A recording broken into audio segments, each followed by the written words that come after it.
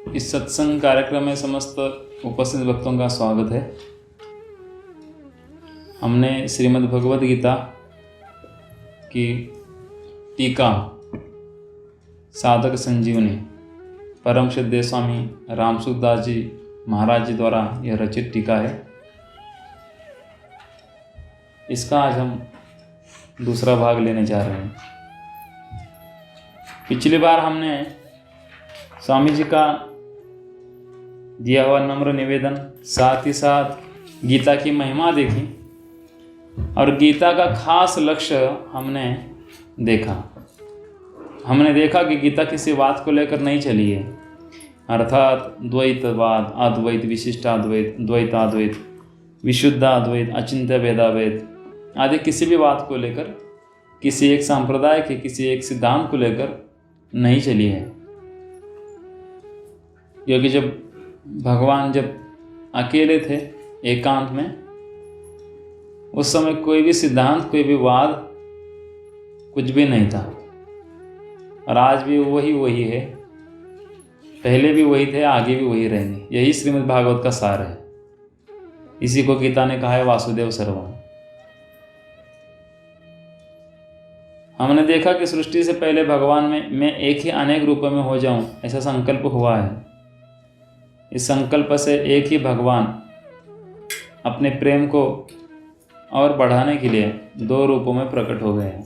एक बन गए राधा यानी शक्ति उनकी, और दूसरे बन गए शक्तिमान यानी कृष्ण। फिर उन दोनों के बीच में खेल शुरू हुआ। उन्होंने खेल रचा परस्पर लीला करने के लिए। ये लीला प्रेम की लीला है। उस खेल के लिए और भी कोई साथी चाहिए, तो प्रभु के संकल्प से अनंत जीवों की, जो कि अनादिकाल से थे, इनकी सृष्टि हुई। और साथ ही साथ पदार्थों की यानी शरीरों की भी सृष्टि हुई। हमने देखा कि शरीर यानी स्थूल सूक्ष्म कारण, ये बार बार कहना पड़ता है। कुछ चीज़ें जो साधारण भी होती है, जिसे हम बेसिक तत्व ज्ञान की बातें कहते हैं, लेकिन उसको दोहराना पड़ता है क्योंकि पर्याय नहीं है इसमें, वरना वो बात समझ में आना मुश्किल होता है। फिर इसमें कहा गया कि प्रभु के संकल्प से अनंत जीवों की सृष्टि हुई, जो कि अनादिकाल से थे। अनादिकाल से थे मतलब कहाँ थे? तो हमने पिछली बार चर्चा की है, जैसे मिट्टी की मूर्ति होती है, उस मूर्ति में सारे कण मिट्टी के होते हैं। जब उन कणों की बात आती है तो हमारी बात आती है, आत्माओं की। और जब मिट्टी की बात आती है तो एक परमात्मा की बात आती है। और मिट्टी की जो दो मूर्तियाँ है, तो दो मूर्तियाँ बनी पहली, ध्यान से सुनिएगा। पहले केवल मिट्टी थी यानी भगवान, अकेले परमात्मा, एक ही तत्व था। उस मिट्टी के दो मूर्तियाँ बनी, वो मूर्तियाँ यानी राधा और कृष्ण। फिर उस मिट्टी के कण कण में जो कण कण कहलाते हैं, वो सब भगवान के चित्त कण हैं। उन चित्त कणों से भगवान का शरीर बना। जैसे मिट्टी के कणों से मिट्टी का मूर्ति बनती है, तो हम कहते हैं मिट्टी की मूर्ति। जैसे माया का शरीर, माया की मूर्ति किन तत्वों से बने? तीन गुणों से, सत्व रज तमो। जैसे भगवान का शरीर चिन्मय है, वो चित्त कणों से भरा हुआ है। वो सारे चित्त कण हम सब है जीव। इस प्रकार से भगवान का शरीर है। तो अनादिकाल से हम पहले से ही थे, तो फिर कहाँ थे? तो चित्तकण के रूप में हम भगवान के साथ ही थे। लेकिन भगवान ने अपने हर एक चित्तकण को अलग अलग स्वतंत्रता देकर भी वो पूर्ण रूप से स्वयं पूर्ण रहे। ओम पूर्णस्य पूर्णमादाय पूर्णमेवावशिष्यते, ईशोपनिषद का प्रथम श्लोक है। भगवान से पूर्ण ही निकला और फिर भी भगवान पूर्ण ही रहे। तो हमने देखा खेल तभी होता है जब दोनों तरफ खिलाड़ी स्वतंत्र हो। इसलिए भगवान ने हम सब जीवों को स्वतंत्रता प्रदान की। हमने देखा कि भगवान का सबसे पहला चमत्कार और सबसे बड़ा चमत्कार क्या है? भगवान ने ही स्वयं को स्वयं से अलग करके, अलग मतलब अलग है नहीं, लेकिन भाव के रूप में अलग करके उसको अलग स्वतंत्रता दे दी। तो खेल शुरू हुआ तो श्री जी का आकर्षण भगवान की तरफ रहा। उनसे भूल नहीं हुई खेल में। इसलिए श्री जी और भगवान में प्रेम वृद्धि की लीला हुई। परंतु दूसरे जितने भी जीव थे, कितने लिखा है? दूसरे जितने भी, राधा और कृष्ण छोड़ के दूसरे जितने भी जीव थे, उन सब ने भूल से वो जो खेल के पदार्थ है, शरीर, उनसे संबंध जैसा उनका जुड़ गया, तो उन्होंने ऐसा मान लिया कि ये शरीर ही मैं हूँ, या शरीर के कारण ही मुझे आनंद मिल रहा है। इस तरह हुआ। तो हम कभी कभी कहते हैं कि भगवान के पार्षद भगवान के धाम से नीचे उतर आते हैं और हमें उपदेश करके कुछ जीवों का कल्याण करके वापस धाम चले जाते हैं। तो पार्षद भी कौन है? हम कहते हैं कि नारद मुनि भगवान के कौन है? नारद जी भगवान के पार्षद है। क्या हमने थोड़ा और चिंतन करे तो समझ में आएगा। पिछले जन्म में कौन थे? दासी पुत्र थे। उसके भी पिछले जन्म में नारद जी कौन थे? गंधर्व थे। यानी कौन थे? गंधर्व से भी पहले किसी शरीर में होंगे, यानी वो भी हमारे जैसे एक जीव की स्थिति में थे, जीव दशा में ही थे। जब जीव दशा यानी कोई फसावट नहीं है, कोई परिस्थिति बनी हुई नहीं है। जीव दशा यानी कोई वस्तु नहीं बनी है। जैसे तांबे का पीतल का धातु होता है, वैसे जीव कोई ऐसा कोई जाति नहीं है।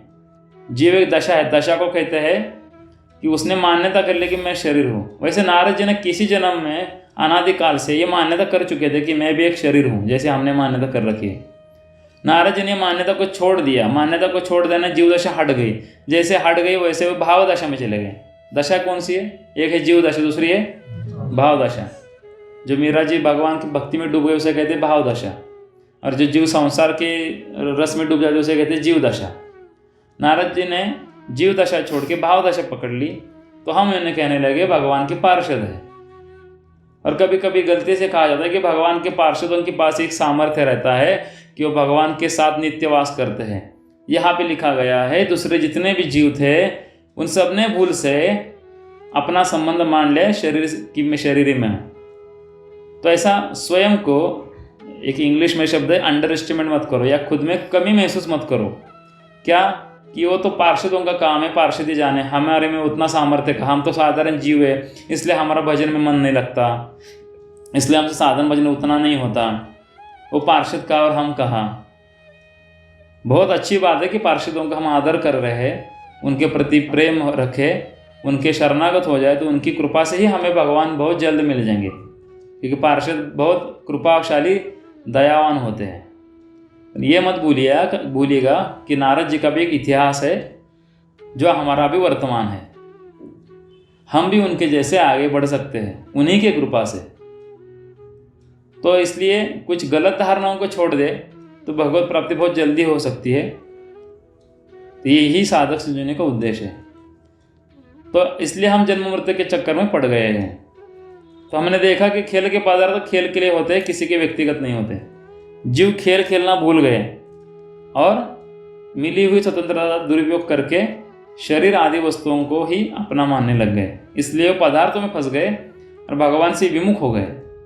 तो फंस गए यानी कि हम कहीं जैसे दलदल में हमारा पैर फंस जाता है और उसमें से बाहर निकलना मुश्किल होता है, ऐसा नहीं है। इसमें ऐसा है कि आप दलदल से बाहर ही हो, आपने मान लिया है केवल कि मैं दलदल में फंसा हूँ। ये मान्यता ही भ्रम है। तब दलदल में वास्तव में आप फंसे नहीं हो और आप केवल मान रहे हो कि मैं दलदल में फंसा हुआ हूँ, तो ये जो मान्यता कर लिया कि मैं दलदल में फंसा हूँ, उसमें से बाहर आने के लिए उपाय क्या है? दलदल से बाहर निकलना ये उपाय है? या दलदल में मैं कैसे नहीं फंसा हूँ, मैंने गलती से कैसे मान्यता कर ली भूल से, इस मान्यता को हटाना उपाय है। मान्यता को हट दी, विवेक का काम है, विश्वास का काम है। दो ही चीज़ों से आपको भगवान तत्काल मिल सकते हैं। विवेक से या तो ज्ञान का मार्ग है, या तो विश्वास से ये भक्ति का मार्ग है। विश्वास करो कि आप शरीर नहीं हो, विश्वास करो कि आप दलदल में फंसे नहीं हो, आप मान रहे हो। जितना विश्वास दृढ़ होगा, जितना विश्वास गाढ़ा होगा, उतना ही आपको अनुभव कम होता जाएगा कि मैं शरीर हूँ, और अनुभव बढ़ता जाएगा कि मैं आत्मस्वरूप हूँ। तो ये सब जीवों को संसार से विमुख करके वापस भगवान की ओर सन्मुख करने के लिए भगवद गीता का अवतार हुआ है। अगर आप अभी से कहने लगे कि गीता सुनना, पढ़ना, समझना, उसका जीवन में पालन करना, ये तो इसके हम योग्य नहीं हैं, ये इसको कहते हैं विकृत नम्रता।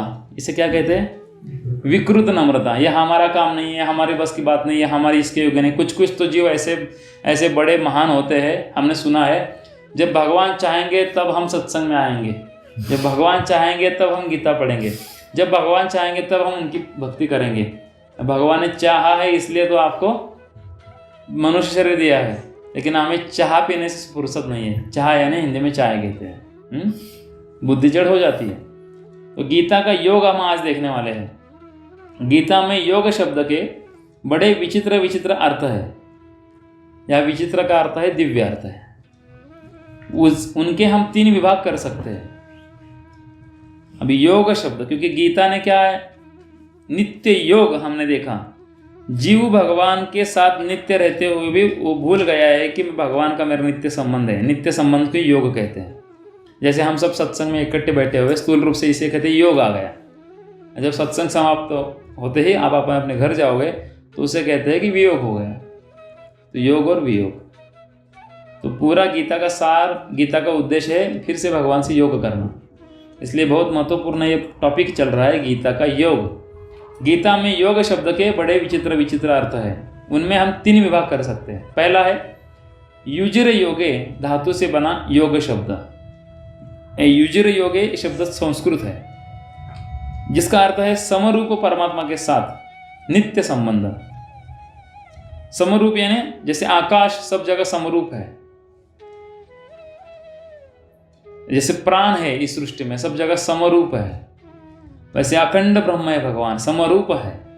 और समरूप भगवान के साथ नित्य संबंध, वो तो हमारा है ही। जैसे समत्वम योग उच्चते, दूसरे अध्याय में 48वें श्लोक में भगवान कहते हैं ऐसा, इत्यादि इत्यादि। यही अर्थ गीता में मुख्यता से आया है।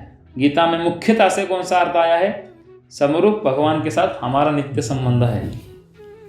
दूसरा अर्थ है युज समाधो, इस धातु से बना योग शब्द, जिसका अर्थ इस प्रकार है चित्त की स्थिरता, अर्थात समाधि में स्थिति।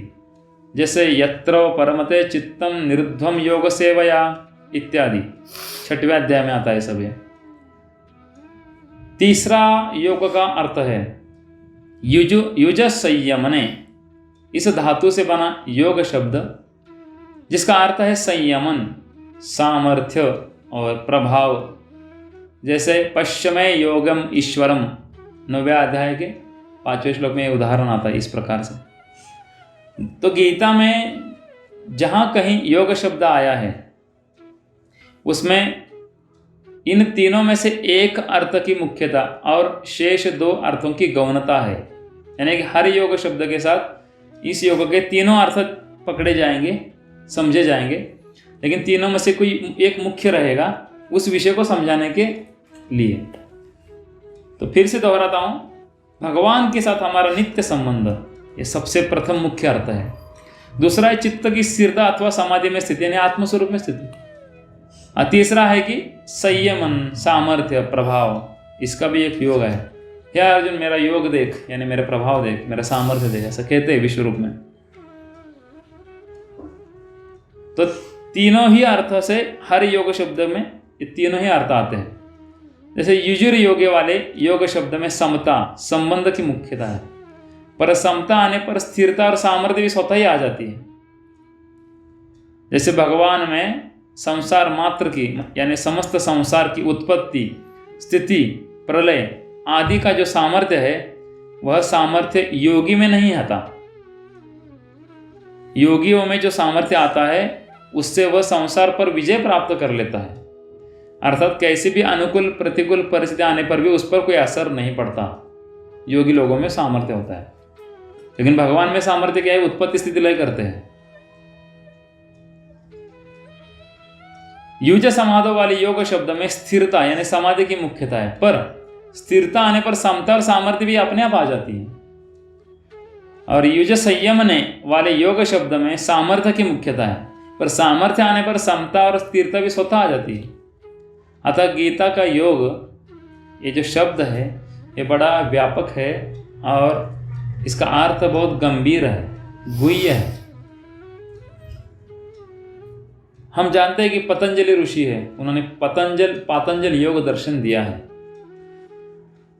पातंजल योग दर्शन में चित्त वृत्तियों के निरोध को योग नाम से कहा गया है। यानी चित्त ऐसा समझो कि पानी का तालाब है, एकदम स्थिर है, उसके ऊपर कोई पत्थर छोड़ दिया छोटा सा, तो उसमें तरंगे उमड़ती है, तो उसे कहते हैं चित्त वृत्ति बाहर आ गई।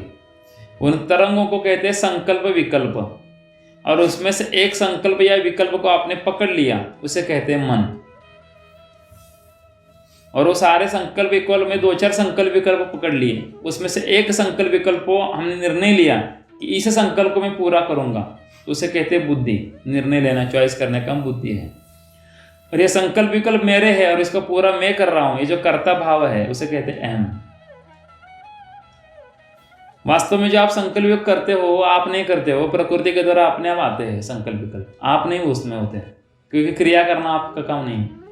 फिर जो संकल्प विकल्प पकड़े जाते हैं वो आप नहीं पकड़ते, बुद्धि पकड़ती है। फिर उसमें जो क्रिया की जाती है वो अहम से की जाती है, लेकिन प्रकृति के अहम से की जाती है। आप तो कुछ भी नहीं करते हो, बस आप मानते हो कि वो अहम में है। बस ये मान्यता के कारण आपको लगता है कि कर्ता मैं हूँ, होता मेरे द्वारा है, परिणाम भी मैं भुगता हूँ, पापी भी मैं हूँ, पुण्यात्मा मैं हूँ, सब संकल्प मेरे, विकल्प मेरे, मन मेरा, बुद्धि मेरी, चित्त मेरा, सब मेरा, या तो मैं। दोनों से परे आप हो।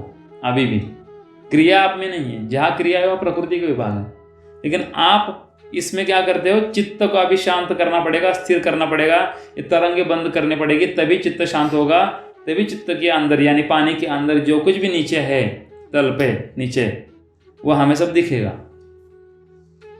तो उस योग का परिणाम बताया है। कौन से योग का? पतंजलि योग दर्शन का, कि चित्त वृत्तियों को रोक दिया तो उसका परिणाम यह है कि दृष्टा की स्वरूप में स्थिति हो जाने। आप दृष्टा हो ना, आप दृष्टा यानी साक्षी हो जो दृश्य देख रहे हो। लेकिन अभी क्या होगा कि वो दृश्य में आप समा गए हो कि मैं ही वो दृश्य हूँ और मेरे ही सारे सुख दुख है, मेरे ही सब उतार चढ़ाव और अनुकूल प्रतिकूल है। इस प्रकार पतंजलि योग दर्शन में योग का जो परिणाम बताया गया है उसी को गीता में योग नाम से कहा गया है। तात्पर्य है कि गीता चित्त वृत्तियों से सर्वथा संबंध विच्छेद पूर्वक स्वतः सिद्ध समस्वरूप में स्वाभाविक स्थिति को योग कहती है। थोड़ा सुनने में आपको जड़ हो सकता है, इसका साधारण भाषा में यह अर्थ ऐसा है कि गीता इससे भी परे की बात करती है कि आप चित्त हो या नहीं, आप चित्त वृत्तियों का जो नियंत्रण करना चाह रहे हो, उसको स्थिर करना चाह रहे हो, उससे मैं मिलूंगा। कब मिलूंगा? जब चित्त की शुद्धि हो जाएगी, बहुत साधन भजन करके चित्त की शुद्धि हो जाएगी, सेवा से, साधन से, भजन से। चित्त की जब शुद्धि हो जाएगी तो आपको साक्षात्कार होगा कि चित्त मैं नहीं हूँ, तब आप भगवान को पुकारोगे।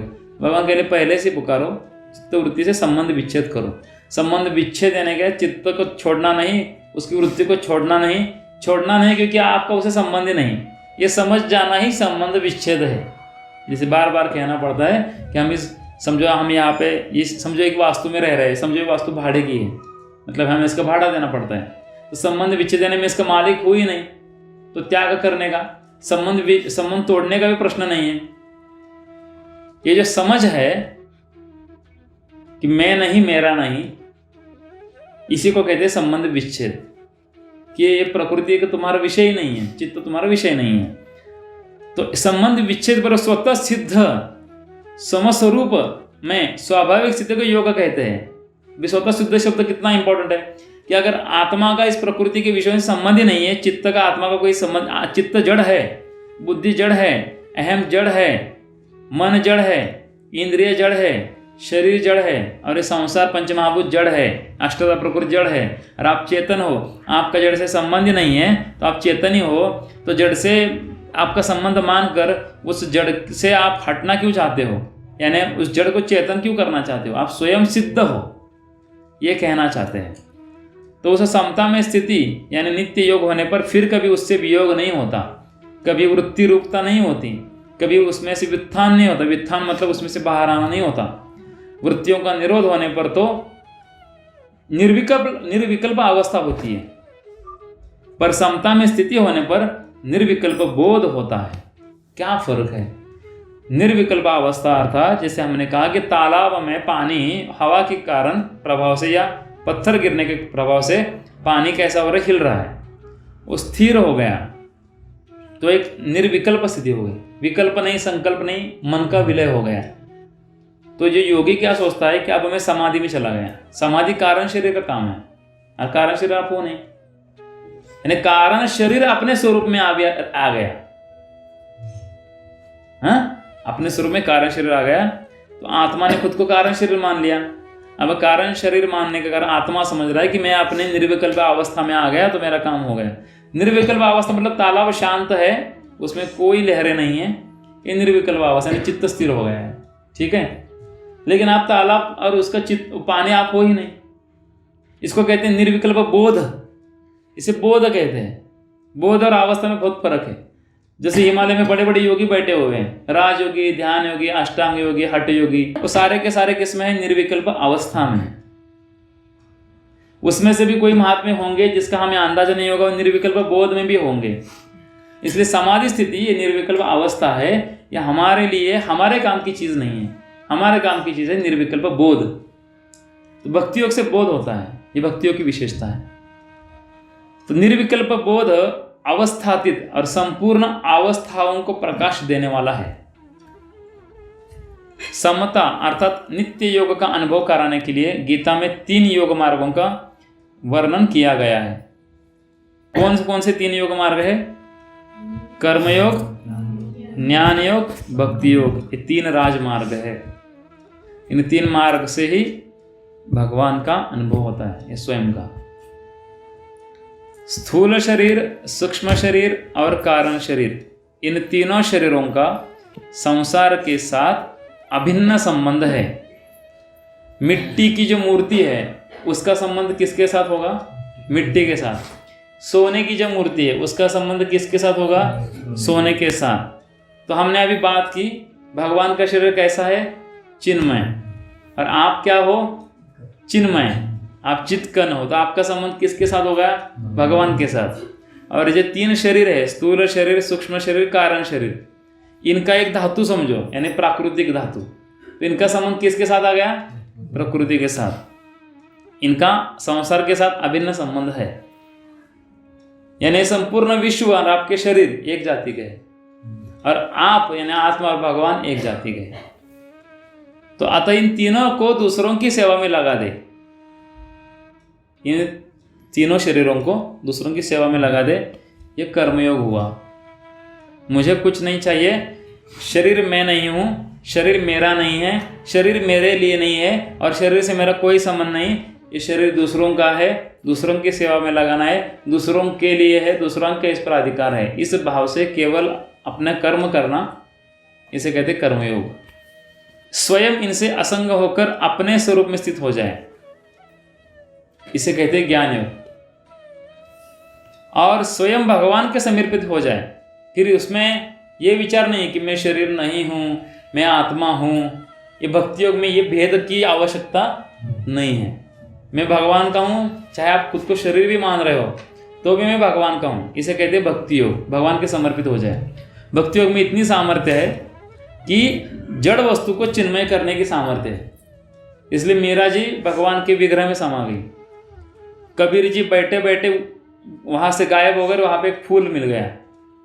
तुकाराम महाराज जी का शरीर ही चिन्मय हो गया और इसी शरीर से भगवान के धाम चले गए।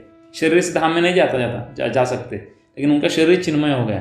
जैसे पुष्पक विमान क्या है? चिन्मय है। जहां से आया था वहां अपने आप चला गया, क्योंकि चिन्मय था, चिन्मय धाम में चला गया। वैसे भक्ति योग से चिन्मयता आ जाती है, क्योंकि आप शरीर की मान्यता को छोड़ नहीं पा रहे हो, अहम को छोड़ नहीं पा रहे हो।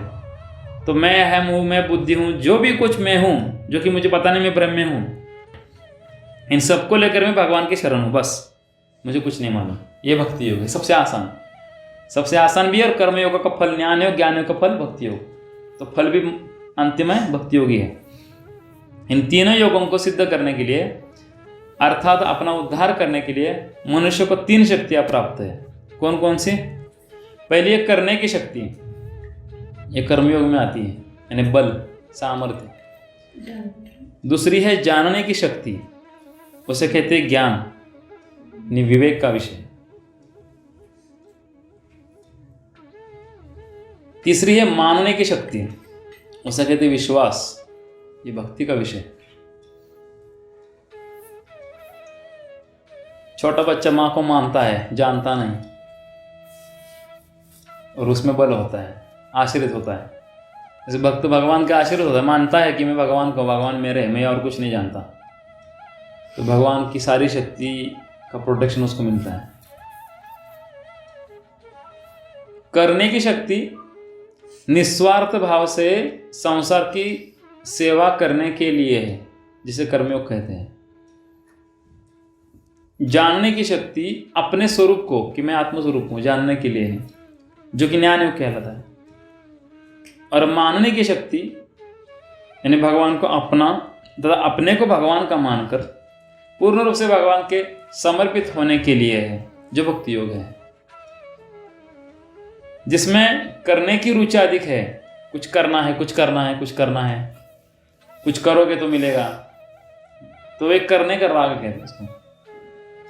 वह कर्मयोग का अधिकारी है। जितनी स्थिरता बढ़ेगी, जितना अनुभव और बोध बढ़ेगा, उतना वो करने का राग कम होगा, जानने का विषय में उसकी ज़्यादा रुचि होगी, करने में कम होगी। और जिसका जानकारी ज़्यादा हो गई, वो फिर मानने के विषय में रुचि होगी कि बस हो गया जानना। जानने वाला कहेगा बस बहुत हो गया करना, मानने वाला कहेगा बहुत हो गया जानना, तो मुझे भगवान चाहिए, प्रेम चाहिए। ये करने से और जानने से कुछ नहीं होता, सब मानने से होता है। ये भक्ति योग। प्रहलाद जी ने कुछ नहीं कर रहे थे, ना कुछ जान रहे थे प्रहलाद महाराज, केवल मानते थे कि मैं भगवान को, भगवान मेरे है, मैं नाम ले रहा हूँ भगवान का, नारायण नारायण, जहाँ भी है मेरे साथ है। इसलिए हिरण्यकशिपु ने पूछा खंभे में, हाँ है, मेरी मान्यता है। तो उसके आने से भगवान प्रकट हो गए। ये मानने के सामर्थ्य, तो खंभे में चैतन्य प्रकट हो गया। खंभे में तो इसलिए कहते हैं कि सबसे बड़ा रसिक किसे कह देंगे आप? अभी रसिक संतों की तो बात अलग है, उनका तो शास्त्रों में भी वर्णन कम मिलेगा। ऐसे ऐसे रसिक बहुत महात्मा संत है, करोड़ों में कोई एक ऐसे मिलते हैं। लेकिन वैसे स्वामी जी को प्रश्न पूछा गया, स्वामी रामसूत्र जी महाराज को, क्योंकि उनकी टीका हम पढ़ रहे हैं अभी, कि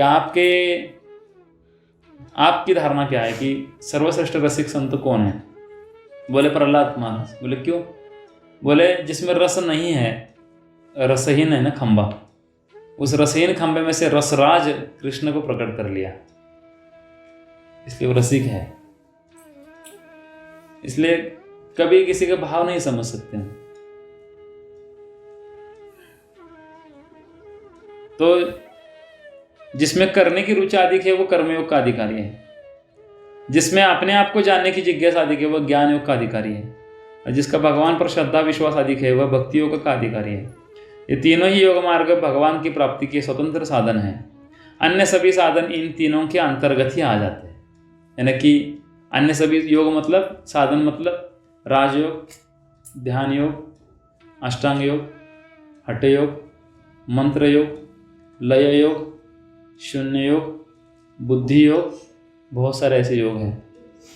ये सारे योग इन तीनों योगों के अंतर्गत ही आ जाते हैं। श्रीमद् भागवत में भगवान ने कहा है, योगास्त्रयो मया प्रोक्ता नृणां श्रेय विधिस्थया ज्ञानम कर्मज भक्तिश्च नोपाय अन्य अस्ति कुतचित। अपना कल्याण चाहने वाले मनुष्यों के लिए मैंने 3 योग मार्ग बताए हैं, ज्ञान योग, कर्मयोग और भक्ति योग। इन तीनों के सिवाय दूसरा कोई कल्याण का मार्ग नहीं है। और यही बात आध्यात्म रामायण और देवी भागवत में भी यही बात आई हुई है। सभी साधनों का खास काम है जड़ता से संबंध विच्छेद करना। आप सब समझ गए ना, जड़ता से संबंध विच्छेद करना अर्थात क्या है? अतः जड़ता से संबंध विच्छेद करने की प्रणालियों अर्थात साधनों में तो फर्क रहता है, पर जड़ता से संबंध विच्छेद होने पर सभी साधन एक हो जाते हैं। अर्थात अंत में सभी साधनों से एक ही समरूप परमात्मा तत्व की प्राप्ति होती है। इस समरूप परमात्मा तत्व की प्राप्ति को ही गीता ने योग नाम से कहा है, और इसी को नित्य योग कहते हैं। भगवान से हमारा कैसा योग है? जैसे हम उदाहरण देखते हैं कि जो मिट्टी की मूर्ति है उसका मिट्टी के साथ कैसा योग है? नित्य योग है। गीता में केवल कर्मयोग का या केवल ज्ञान योग का अथवा केवल भक्ति योग का ही वर्णन हुआ है या हुआ हो, ऐसी कोई बात नहीं। ये जो ऊपर के अभी जो हमने 3 योगों की बात की है, इनके भी अलावा और भी कई साधनों का गीता में वर्णन हुआ है। कौन कौन से वो साधन हैं? और भी यज्ञ है, दान है, तप है, ध्यान योग है, प्राणायाम है, हठ योग है, लय योग है, ऐसे बहुत सारे बहुत सारे विषयों का वर्णन गीता में हुआ है। अर्थात गीता में भगवान ने एक भी विषय नहीं छोड़ा है। अगर कोई व्यक्ति चाहता है कि मुझे सर्वज्ञ होना है तो उसने दुनिया की सारी किताबें पढ़ ली, चाहे सारे संतों की भी किताबें पढ़ ली, अपूर्णता रहेगी। और गीता पढ़ेगा फिर उसको कुछ भी नहीं मालूम है, पूर्णता आएगी, पूर्णता आएगी। भगवान ने कहा है राज विद्या राजगुह्यम पवित्रम इदम उत्तमम प्रत्यक्ष अवगव्यम धर्मम सुसुखम कर्तुम अव्ययम। कहते हैं this is a king of knowledge. ये जो ज्ञान है ये सारे ज्ञान का राजा है। जो वैसे भी बाकी सारे ज्ञान के अज्ञान के दूसरे रूप कहे जाते हैं। तो इसका खास कारण यही है कि बाकी सारे साधनों का भी वर्णन किया है। कारण यही है कि गीता में अर्जुन के प्रश्न युद्ध के विषय में नहीं है, पहले समझो, बल्कि कल्याण के विषय में है। और भगवान के द्वारा गीता कहने का उद्देश्य भी युद्ध कराने का बिल्कुल नहीं है, क्योंकि उन्होंने अर्जुन को जानबूझ के मोह में डाला था। और स्थिति युद्ध की थी और स्थिति मरने और जीने की थी। और हमारे जीवन में पूरा जीवन मरने और जीने के बीच में ही रहता है, मरने मतलब जन्मने और मरने के बीच में रहता है। तो जीवन मृत्यु का प्रश्न था युद्ध भूमि पर, और हमारे प्रश्न जीवन मृत्यु का है। इसलिए भगवान ने महाभारत का युद्ध रचाया, उसमें अर्जुन को मोहित कराया। फिर अर्जुन के द्वारा प्रश्न पूछे अर्जुन ने भगवान पर, फिर भगवान ने उसके उत्तर दिए। और प्रश्न चल रहा था जन्म और मृत्यु का युद्ध के रूप में, और भगवान ने अर्जुन के जन्म और मृत्यु के प्रश्न छोड़ा दिए।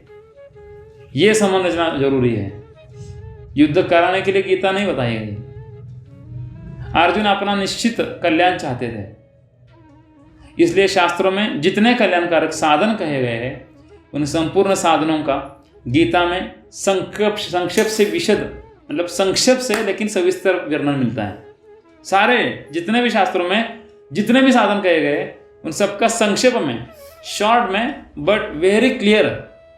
घाघर में सागर, जैसे घाघर छोटी होती है उसमें पूरा सागर बिठा दिया, कंधे भी लेकर कहीं भी जा सकते हो। वैसे गीता क्या है, सारे शास्त्र सागर है, और गीता भी घाघर में बिठा दिए। तो घाघर हो आपके पास तो उस पूरा सागर आपके साथ है। उन साधनों को लेकर ही साधक जगत में गीता का विशेष आदर है।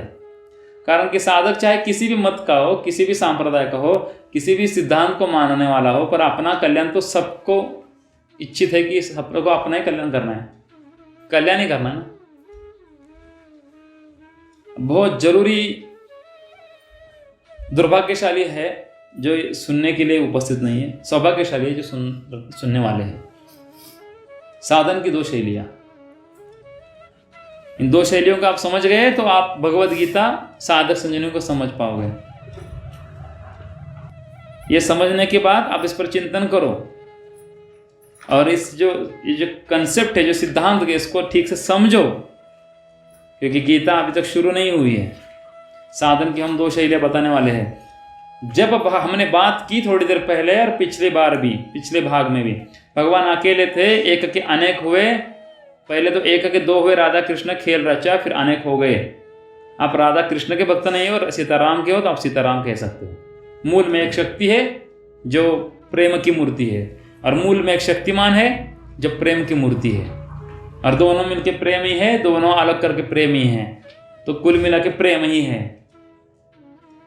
आई बात समझ में?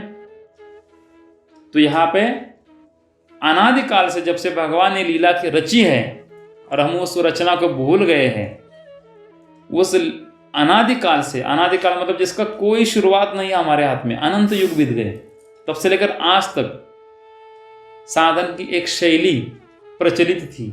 आज तक साधक संजीवनी छपने तक, अनादिकाल से। और ज्यादातर जो प्रबोधनकार है, प्रवचनकार है, ज्यादातर उसी शैली को दोहराते हैं जो अनादिकाल से चली आ रही है।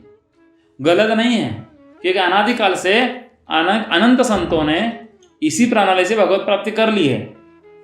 लेकिन वो जो क्षण है, जिस क्षण, जैसे ध्रुव महाराज 6 महीने मधुबन में खड़े रहे, ओम नमो भगवते वासुदेवाय, इस मंत्र का उच्चारण अखंड रूप से लगातार करते रहे। नारद जी भी भगवान की भक्ति करते रहे, प्रहलाद जी भी करते रहे, बहुत सारे संत भगवान की भक्ति करते रहे।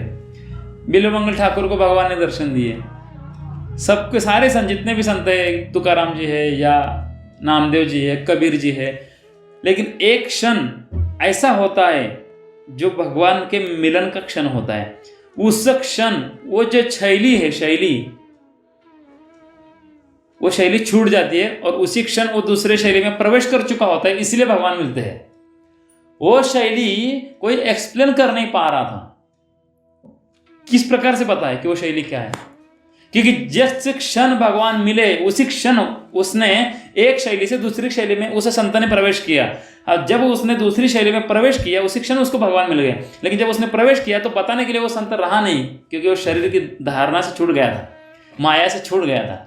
कैसे बताएगा, क्योंकि चिन्मय जगत में प्रवेश किया उसने। भगवान की एक चमत्कारिक कृपा हो गई कि स्वामी रामसुदास जी महाराज के हृदय में भगवान ने वो ऐसा वो स्पार्क, एक स्पंदन दे दिया, ऐसा वो ज्ञान दे दिया कि वो उस क्षण को समझ पाए और उसको लिख पाए। तो वो क्षण पकड़ने के लिए बहुत जन्मों तक, बहुत सालों तक, बहुत दिनों तक, बहुत महीने तक आपको घंटों घंटों साधना करने पड़ सकती है, लेकिन स्वामी जी ने उसी क्षण को पकड़ लिया कि इतनी साधना करने पर जिस क्षण में हमें प्रवेश करना होता है, जिस शैली में, उस शैली को उन्हें पहले ही बता दिया, इसलिए उनका तत्काल भगवत प्राप्ति, तत्काल भगवत प्राप्ति। बोले ध्रुव महाराज ने 6 महीने तपस्या करने के बाद ध्रुव महाराज ने जड़ता का संबंध विच्छेद कर लिया कि मेरे से नहीं हो रहा है, मेरा ये प्रकृति से कोई संबंध। उसी क्षण वो दूसरी शैली में प्रवेश हो गया, उसे कहते हैं निरपेक्ष शैली में प्रवेश हो गया। सापेक्ष शैली से 6 महीना साधन भजन कर रहे थे, जिस क्षण उनका निरपेक्ष शैली में प्रवेश हो गया उसी क्षण भगवत दर्शन हो गया। तो स्वामी जी कहते हैं कि अगर आप पहले से निरपेक्ष शैली में प्रवेश करो, जो कि आपके हाथ में आज भी है, जो कि आपका स्वरूप स्थिति भी वही है, तो आपका काम आज हो सकता है। इसलिए उनका कहना है भगवान आज ही मिल सकते हैं। लेकिन हम साधन की जो पहली शैली है, जिसको कहते हैं सापेक्ष शैली, जो कि हम देखेंगे क्या है। सापेक्ष शैली अनादिकाल से चली आ रही है और निरपेक्ष शैली नई खोज है, जो स्वामी जी ने कुछ साल पहले हमें बता दिए।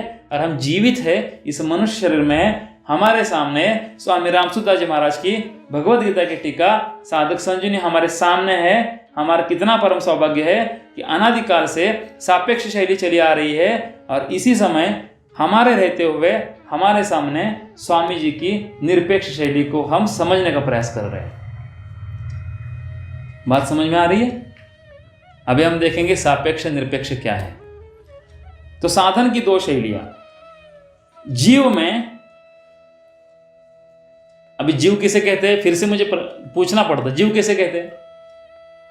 चेतन आत्मा ने यह मान्यता कर ली कि मैं ये जड़ शरीर हूं। इस मान्यता में जो एक भ्रम पैदा हो गया है, उस मान्यता करने वाले आत्मा को जीव आत्मा कहते हैं, वो जीव कहते हैं। अगर उसने मान्यता हटा दी, यानी जीव दशा कहते हैं उसको, तो जीव नहीं रहा, वो केवल पवित्र आत्मा रहा, जो कि आप ऑलरेडी हो। जीव में एक तो चेतन परमात्मा का अंश है और एक जड़ प्रकृति का अंश है। जीव क्या हो गई? दशा हो गई, जड़ अंश चेतन अंश दोनों एक आ गए, उसको कहते हैं दशा हो गई। चेतन अंश की मुख्यता से वह परमात्मा की इच्छा करता है, क्योंकि अब आत्मा हो, अब इच्छा किसकी करते हो? परमात्मा की। और जड़ अंश की मुख्यता से वह संसार की इच्छा करता है, क्योंकि मानता क्या है? मैं शरीर हूं। उस गलत मान्यता से इच्छा क्या करता है? संसार की। और वास्तव में है कौन हो? आत्मा। इसलिए इच्छा किसकी करता है? सही इच्छा कौन सी है उसकी? सही आवश्यकता कौन सी है उसकी? परमात्मा। लेकिन गलती से वो संसार को पकड़े हुए। ध्यान से समझो, इन दोनों इच्छाओं में परमात्मा की इच्छा तो पूरी होने वाली है, पर संसार की इच्छा कभी पूरी होने वाली है ही नहीं। चाहे अनंत सृष्टि आपके चरणों में डाल दी जाए तो भी आपकी तृप्ति नहीं होगी, क्योंकि अनंत सृष्टि से आपका कोई संबंध नहीं, लेकिन सृष्टि रचयिता से आपका पूरा संबंध है। और इस अनंत ब्रह्मांडों की सृष्टि पर आपका कोई अधिकार नहीं, लेकिन अनंत ब्रह्मांडों की सृष्टि रचने वाले भगवान है, उन पर आपका पूरा अधिकार है। अनंत ब्रह्मांडों की रची हुई सृष्टि भगवान की माया आपके शरणागत नहीं हो सकती, लेकिन आपकी भक्ति में इतनी क्षमता हो सकती है कि भगवान अपने शरणागत के शरणागत हो जाते हैं, जैसे नंद बाबा के पुत्र बन जाते हैं। इसलिए अनंत सृष्टि में कोई भी चीज हमारी नहीं है, लेकिन पूरी की पूरी सृष्टि जिसके जो मालिक है वो पूरे के पूरे हमारे हैं। और ऐसे मालिक है दयावान कि कोई भी मालिक नौकर को अपना मालिक बनाकर खुद नौकर नहीं बनना चाहता, लेकिन यह भगवान मालिक होते हुए भी जो हमारे जैसे उनके नौकर है, उनके दास है, उनको मालिक बनाना चाहता है और उनकी सेवा करना चाहता है। तो इन दोनों इच्छाओं में परमात्मा की इच्छा पूरी होने वाली है, पर संसार की इच्छा कभी पूरी होने वाली है ही नहीं। कुछ सांसारिक इच्छाओं की पूर्ति तो होती हुई दिखने पर भी वास्तव में उनकी निवृत्ति नहीं होती, बल्कि संसार की आसक्ति के कारण नई नई कामनाएं और पैदा होती रहती हैं। जैसे आपके आंखों के सामने दीवार पर कोई चित्र रखा हुआ हो, उस चित्र में सुंदर सुंदर पंच पकवान भोजन हो, 56 भोग हो, सुंदर सुंदर पदार्थ हो, आपको भूख लगी हो और सामने चित्र में 56 भोग है भगवान के लिए बनाए हुए या प्रसाद है। क्या चित्र का अंदर जो अन्न है और आपको भूख लगी है, क्या आपकी तृप्ति हो सकेगी? नहीं हो सकेगी। वैसे ये शरीर के सहित ये संपूर्ण संसार जड़ है और आप आत्मचेतन स्वरूप हो। आपकी भूख है प्रेम की भूख, इस चित्र रूपी संसार से मिटने वाले नहीं है। वास्तव में सांसारिक इच्छाओं की पूर्ति अर्थात सांसारिक वस्तुओं की प्राप्ति इच्छा के अधीन नहीं है, बल्कि कर्म के अधीन है। मुझे प्यास लगी है तो मुझे पानी पीना पड़ेगा, पानी की आवश्यकता है, इच्छा से नहीं होगा। इच्छा से कौन मिलेगा? भगवान। और वस्तु क्या करने से मिलेगी? कर्म करने से, क्रिया करने से, कर्म करने से। इस क्रिया करने के चक्कर में, कर्म करने के चक्कर में हमारा कब क्रिया कर्म हो जाता है समझ में नहीं आता। तो वो सांसारिक इच्छाओं की पूर्ति, सांसारिक वस्तुओं की प्राप्ति इच्छा के अधीन नहीं है, बल्कि कर्म के अधीन है। परंतु परमात्मा की प्राप्ति कर्म के अधीन नहीं है। स्वयं की उत्कट अभिलाषा से केवल उत्कट अभिलाषा से ही भगवान की प्राप्ति हो जाती है। भगवान किससे मिलते हैं? इच्छा से। कुछ करने से मिलते हैं क्या? कुछ जानने से मिलते हैं क्या? इच्छा से मिलते हैं।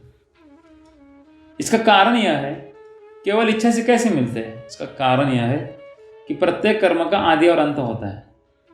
कोई भी कर्म, कोई बीज आपने बोने का कर्म किया तो उसका फल आएगा, फिर फल भी नष्ट हो जाएगा। तो कर्म किया, कर्म भी अशाश्वत है।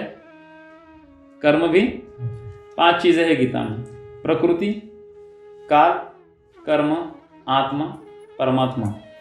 आत्मा परमात्मा शाश्वत है, काल शाश्वत है, प्रकृति शाश्वत है, कर्म अशाश्वत है, नाशवान है। इसलिए कर्म का फल भी नाशवान है। तो इसलिए प्रत्येक कर्म का आदि और अंत होता है, इसलिए उसका फल भी आदि अंत वाला होता है। अतः इसलिए आदि अंत वाले कर्मों से अनादि और अनंत भगवान की प्राप्ति कैसे हो सकती है? समझ गए ना लॉजिक? नहीं हो सकती। परंतु साधकों ने साधारण रूप से, नियमित रूप से ऐसा समझ रखा है कि जैसे क्रिया की प्रधानता से सांसारिक वस्तु की प्राप्ति होती है। क्रिया की प्रधानता यानी कि मुझे भूख लगी है तो मैं कहीं सब्जी लेने के लिए जाऊंगा, बाजार में सब्जी लेके आऊँगा, फिर उसको घर में चूल्हे पे रख दूंगा, फिर उससे बनाऊंगा कुछ सब्जी रोटी, फिर मैं खाने का भी क्रिया करूंगा साथ साथ, फिर बचेगा, फिर मेरी तृप्ति होगी। इसी प्रकार से हर चीज़ को प्राप्त करने के लिए कुछ क्रिया करनी पड़ती है। ये जगत का नियम है संसार, क्योंकि संसार परिवर्तनशील है, भगवान और हम आत्मा अपरिवर्तनशील है। तो साधकों ने ऐसा समझ रखा है कि जैसे क्रिया की प्रधानता से, क्रिया करने से सांसारिक वस्तु की प्राप्ति होती है, ऐसे भगवान की प्राप्ति भी उसी प्रकार कुछ ना कुछ क्रिया करने से ही होगी।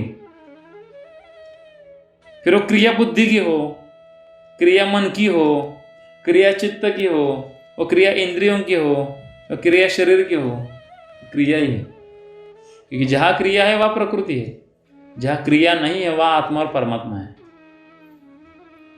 और जैसे सांसारिक वस्तु की प्राप्ति के लिए शरीर लगता है, शरीर की सहायता लगती है ना, इंद्रियों की सहायता लगती है, मन की सहायता लगती है, बुद्धि की सहायता लगती है, ऐसे ही भगवान की प्राप्ति के लिए भी उसी प्रकार शरीर की, इंद्रियों की, मन की, बुद्धि की सहायता लेनी पड़ेगी। ऐसा गलत धारणा साधकों की है।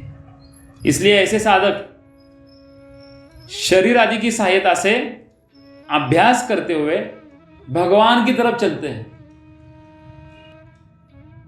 जैसे कि आप नोट्स निकाल रहे हो, आप कुछ लिखते हो कि मुझे ऐसा लग रहा है, भगवान के बारे में आप कुछ अपना मत उसमें लिख देते हो, जो बुद्धि से हुआ है तो बुद्धि प्राकृतिक है।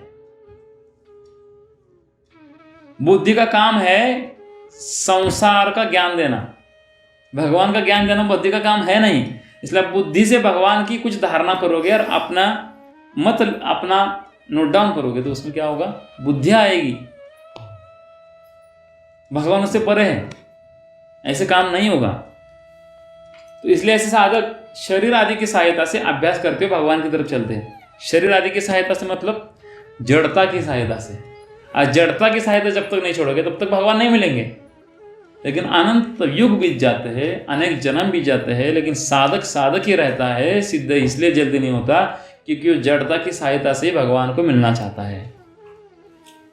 मुझे बुद्धि में भगवान का प्रकाश आ जाए, मेरे मन में भगवान की अनुभूति आ जाए, मेरे चित्त में भगवान छा जाए, मेरी इंद्रियों को भगवान की अनुभूति हो जाए।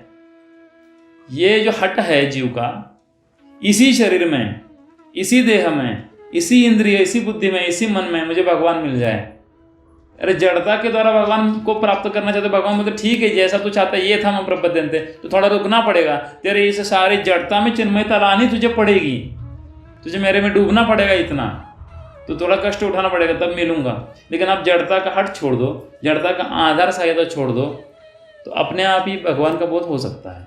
थोड़ा समझने में किसी साधक को मुश्किल हो सकता है, या कोई नई बात लग सकती है, किसी को ये बात पढ़ भी नहीं सकती है, किसी के बाद डाइजेस्ट भी नहीं हो सकती है, क्योंकि हमारी आग्रह, हमारी धारणाएं, हमारे पुराने विचार, पुराने श्रवण की हुई कुछ बातें, ऐसा है। तो जैसे ध्यान योग में दीर्घ काल तक अभ्यास करते करते, अर्थात भगवान में चित्त को लगाते लगाते जब चित्त निरुद्ध हो जाता है, यानी आपके नियंत्रण में आ जाता है, स्थिर हो जाता है,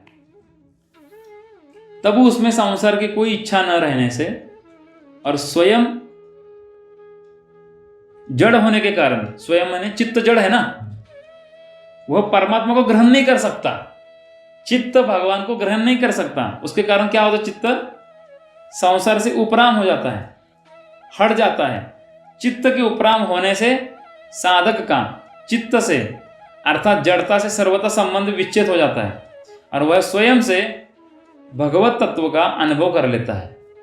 यानी चित्त शुद्धि करने के लिए हम जप तप करते हैं, साधन भजन करते हैं, त्याग करते हैं, तपस्या करते हैं, अध्ययन करते हैं, सत्संग करते हैं। चित्त शुद्धि जब पूरी हो जाती है, चेतो दर्पण मार्जनम भव महादावाग्नि निर्वापनम श्रेय वकैरव चंद्रिका वितरणम विद्यावधो जीवनम आनंदाम्बुधिवर्धनम प्रतिप्रदम पूर्णामृतास्वादनम सर्वात्म स्नपनम परम विजयते श्री कृष्ण संकीर्तनम।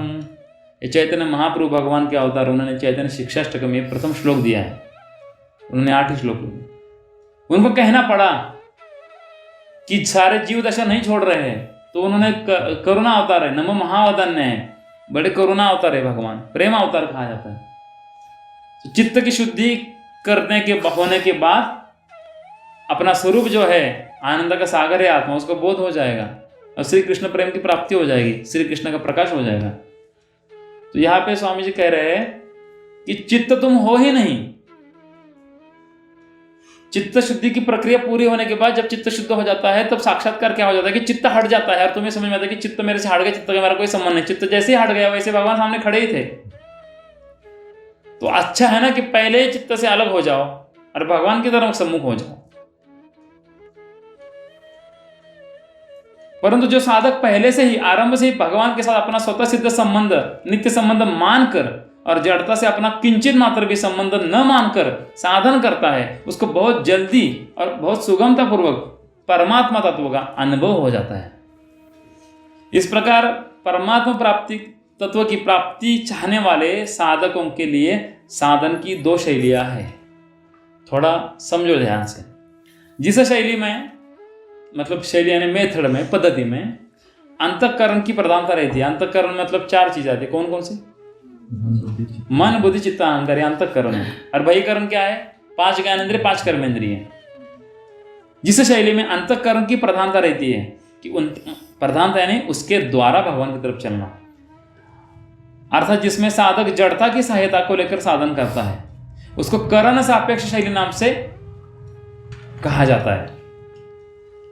सापेक्ष मतलब उसकी सहायता से, उसके आश्रय से, उस पर डिपेंड होके। कहीं जाना है तो आपको गाड़ी की सहायता, यानी आपको कोई कार लगेगी ना, कोई वाहन लगेगा चलने के लिए, तो वाहन सापेक्ष हो गए आप, यानी आपको वाहन चाहिए कहीं जाने के लिए, वाहन सापेक्ष हो गए। समझ में ना? जैसे आप खाना खा रहे हो, आपको चम्मच की जरूरत है, तो आप खाना कैसे खा रहे हो? चम्मच सापेक्ष खा रहे हो। समझ में आ रहा है ना?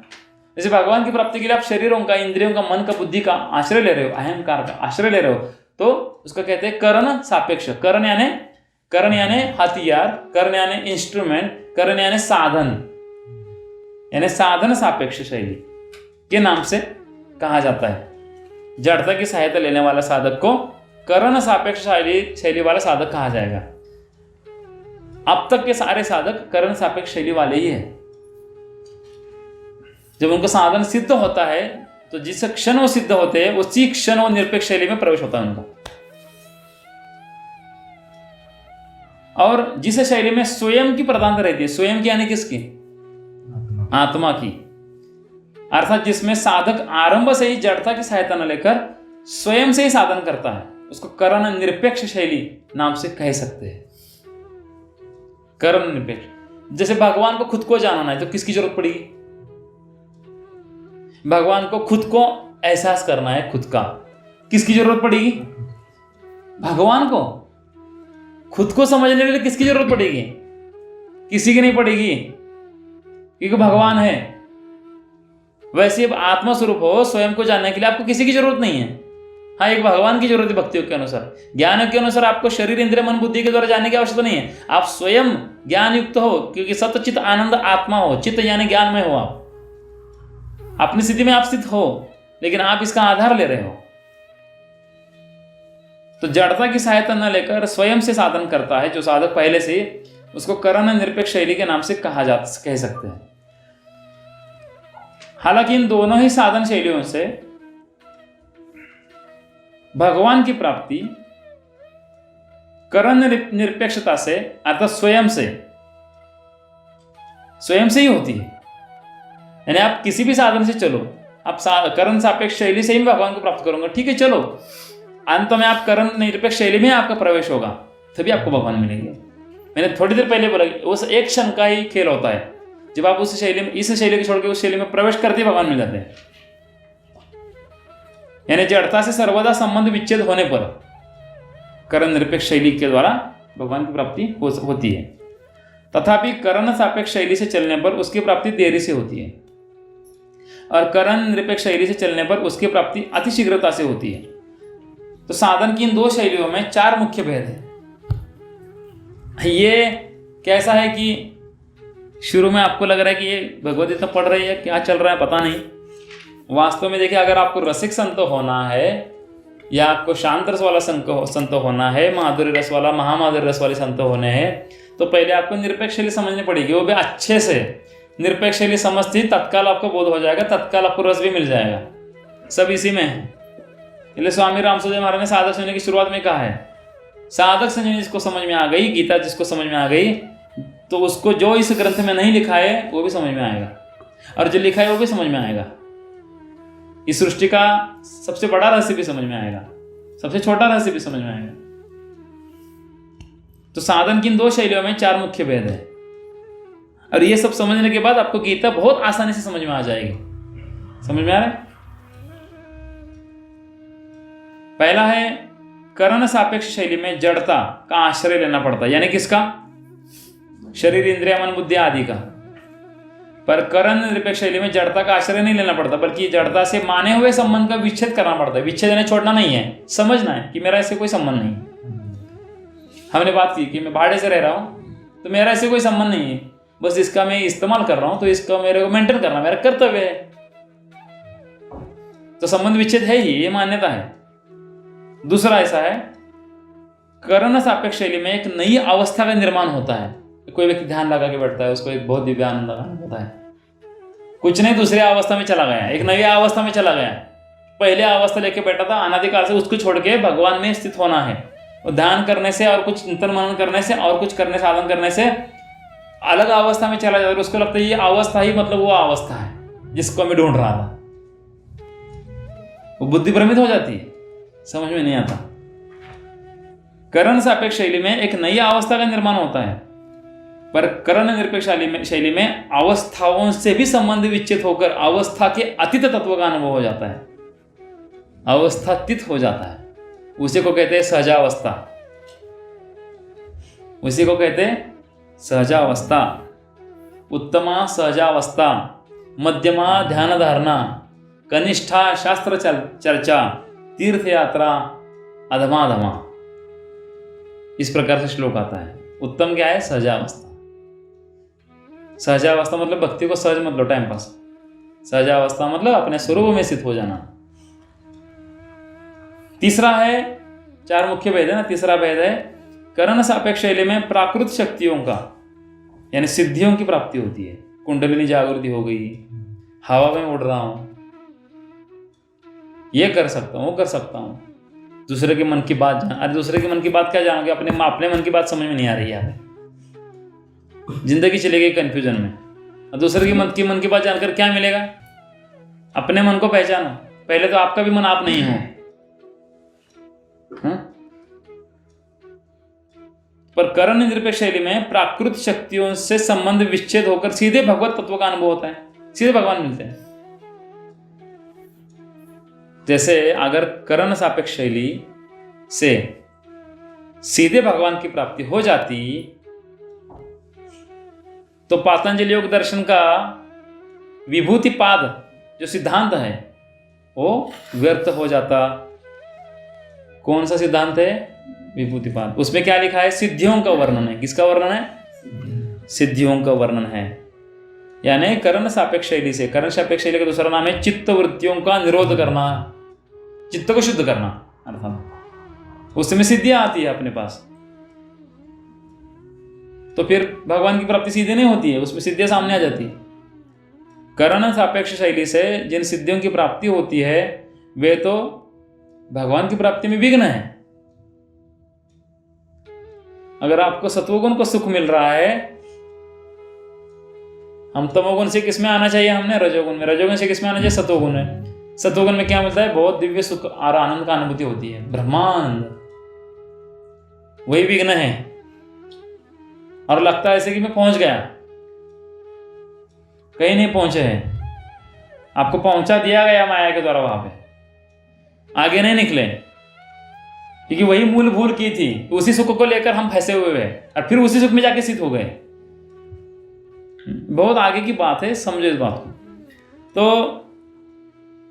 पातंजलि योग दर्शन में भी उन सिद्धियों को विघ्न रूप से माना गया है।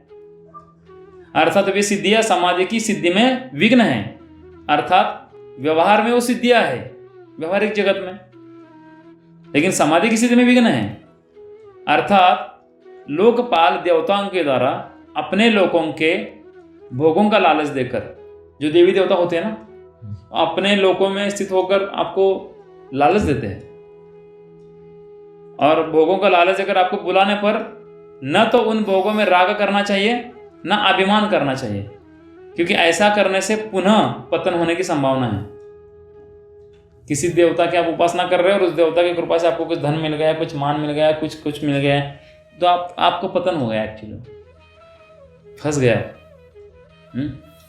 जैसे बहुत बार साधक कहते हैं कि भगवान को मेरे पर बहुत कृपा है। क्या कृपा है? जो चाहता हूं मिल जाता है। अरे फंस गया तू, जो चाहता है मिल जाता है। दूसरा, जो चाहता है मिल जाता है मतलब भगवान को नहीं चाहता है, इसलिए जो चाहता है मिल जाता है। तो चौथा है करण सापेक्ष शैली में कभी तत्काल सिद्धि नहीं मिलती, पर करण निरपेक्ष शैली में जड़ता से सर्वथा संबंध विच्छेद होने पर, अपने स्वरूप में स्थित होने पर अथवा भगवान के शरण होने पर तत्काल सिद्धि मिलती है। तत्काल। जीवन में आपको एक ही काम करो, ये 2 शैलियों को समझने की थोड़ी तपस्या करो, फिर जीवन सब हल्का हो जाएगा और सब कुछ मिल जाएगा जल्दी। इतना ही करना है। कोई बोल दे मैं तेरे को 10,000 रुपए देता हूं, रात भर यहाँ खड़ा रहे, तो रब कितनी खड़ा रहेगा? ये तो जन्म जन्म का आपको उद्धार करने वाली चीज़ है। इसमें हमारा सामर्थ्य कितना होना चाहिए? चित्तबल कम पड़ता है, चित्तबल कम पड़ता है, साधन भजन कम है, इसलिए जड़ता होने के कारण सत्संग की बातें जड़ता लगती है और जड़ता की बातें सत्संग लगती है। पतंजलि योग दर्शन में तो योग की सिद्धि के लिए करण सापेक्ष शैली को महत्व दिया गया है, पर गीता में योग की सिद्धि के लिए करण निरपेक्ष शैली को ही महत्व दिया गया है।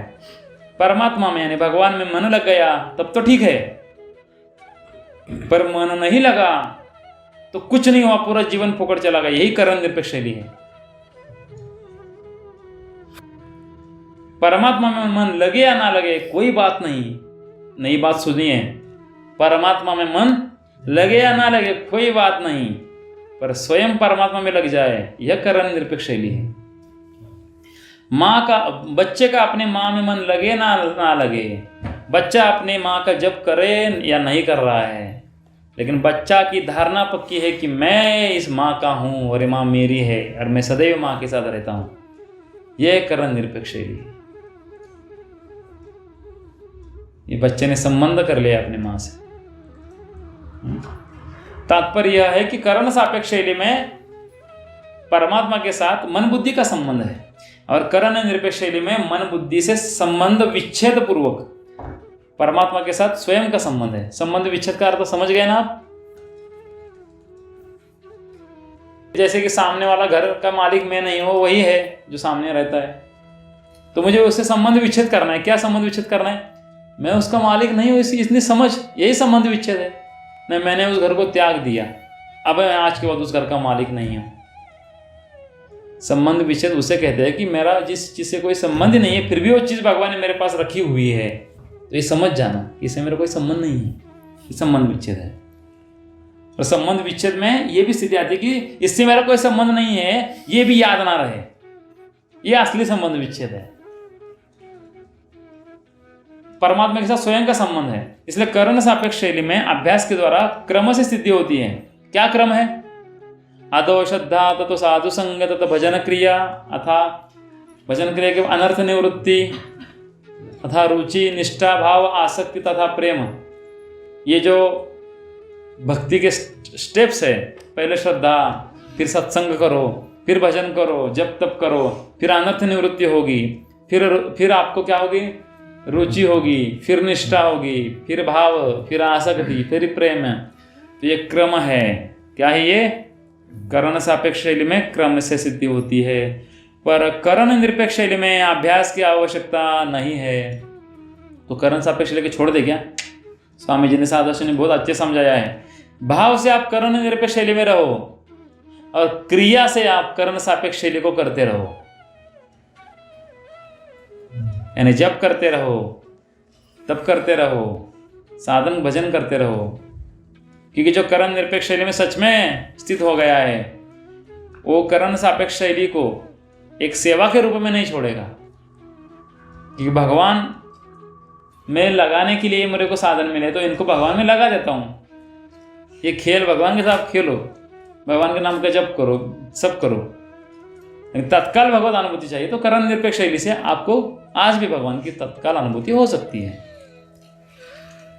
कारण कि स्वयं का जब भी शब्द आएगा तो आत्मा को समझ लेना। कारण कि स्वयं का परमात्मा के साथ स्वतः सिद्ध नित्य संबंध यानी नित्य योग है। अतः भगवान से संबंध मानने अथवा जानने में अभ्यास की आवश्यकता नहीं है।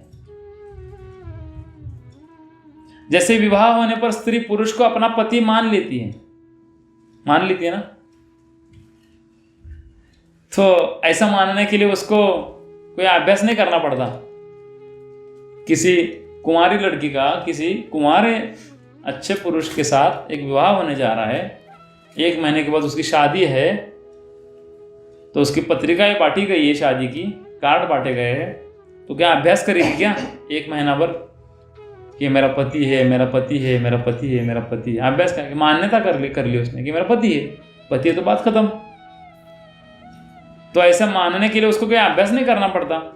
इसी तरह किसी के बताने पर यह गंगा जी है यानी गंगा नदी है, आपने पूछा किसी को ये कौन सी नदी है, तो आपको पास वाले ने बोले गंगा नदी है। तो किसी का ऐसे बताने पर ये गंगा जी है ऐसा जानने के लिए आप वहाँ अभ्यास करते बैठेगा, ये गंगा नदी है, ये गंगा नदी है, गंगा नदी है, पता चला, मान्यता कर ली गंगा नदी है। समझ में आ रहा है ना? जैसे कि वास्तव में भगवान को मानने अथवा जानने के विषय में संसार का कोई भी दृष्टांत पूरा नहीं घटता।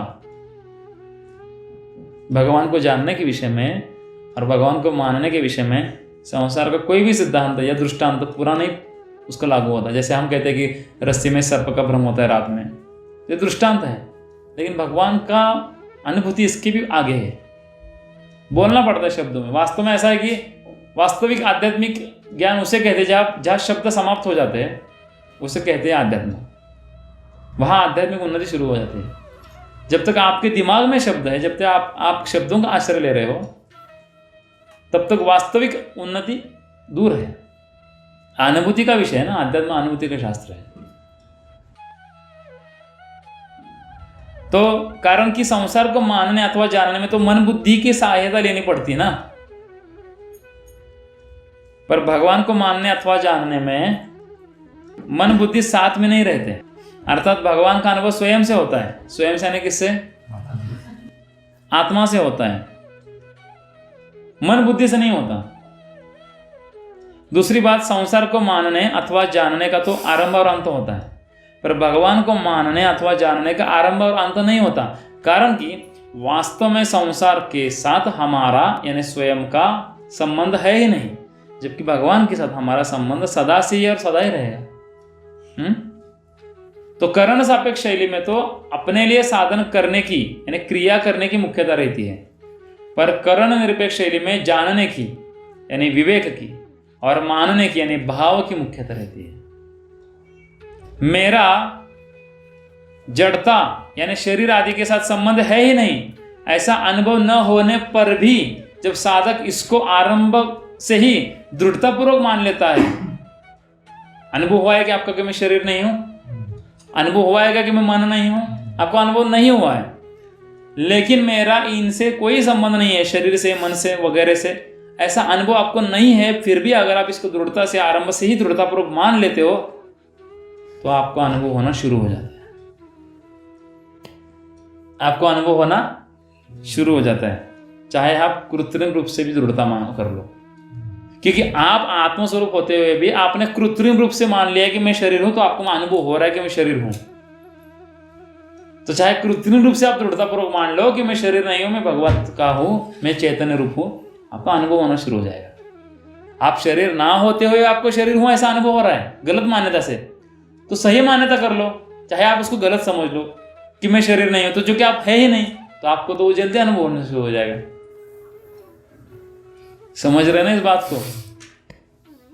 जैसे वह मैं शरीर हूं और शरीर मेरा है, इस प्रकार गलत मान्यता करके बंधा था, ऐसे ही मैं शरीर नहीं और शरीर मेरा नहीं है, इस प्रकार सही मान्यता करके मुक्त हो जाएगा। क्योंकि मानी हुई बात को मिटाना है तो न मानना चाहिए।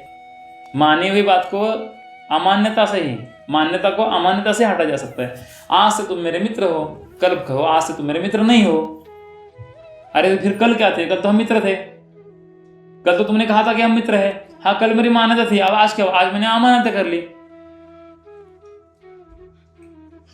तो क्या आपने नष्ट कर दिया? उस व्यक्ति को नष्ट किया क्या? किसको नष्ट किया? मान्यता, यानी वो जो भाव बनाया था कि मेरा मित्र, उस भाव का आपने क्या कर दिया? छोड़ दिया, संबंध विच्छेद कर दिया। तो वैसे आप शरीर नहीं हो तो शरीर मरेगा क्या? नहीं, आपने भाव को छोड़ देना कि मैं शरीर नहीं हूं, संबंध विच्छेद हो गया, अनुभव हो जाएगा कैसे नहीं है। तो यह सिद्धांत है। इसी बात को भगवान ने गीता में कहा है कि अज्ञानी मनुष्य शरीर से संबंध जोड़कर उससे होने वाली क्रियाओं का मैं करता हूं ऐसा अपने को मान लेता है। क्या बात है! इसी बात को भगवान ने गीता में कहा है कि अज्ञानी मनुष्य शरीर से संबंध जोड़कर यानी भाव मैं शरीर हूं ऐसा मानकर उससे होने वाली क्रियाओं को मान लेता है कि मैं ही इन क्रियाओं को करता हूं। समझ में आ रहा है? जैसे मुर्गा होता है ना, उसको क्या सुबह सुबह क्या करता है? बांग देता है। मुर्गा सुबह सुबह बांग देता है, सूरज आता है, वो क्या करता है? मैंने बांग दी इसलिए अभी आ गया, वरना मैं बांग नहीं देता तो क्या बांग, 10 बजे तक सूर्य उदय होता, आते नहीं। मेरे भाग्य के कारण सूर्य आ गया, तो सूर्य को तो आना ही था, सूर्य को तो आना ही था। वैसे जो आपके शरीर के अंदर क्रियाएं चल रही है, आपके मन में जो विचार आ रहे हैं, जा रहे हैं, ये सब क्रियाएं हैं, ये प्राकृतिक क्रिया है। आपका इससे संबंध नहीं है। आपको लग रहा है मैं हूं इसलिए ये मेरे में आ रहा है, मेरी क्रिया है, मैं कर रहा हूं।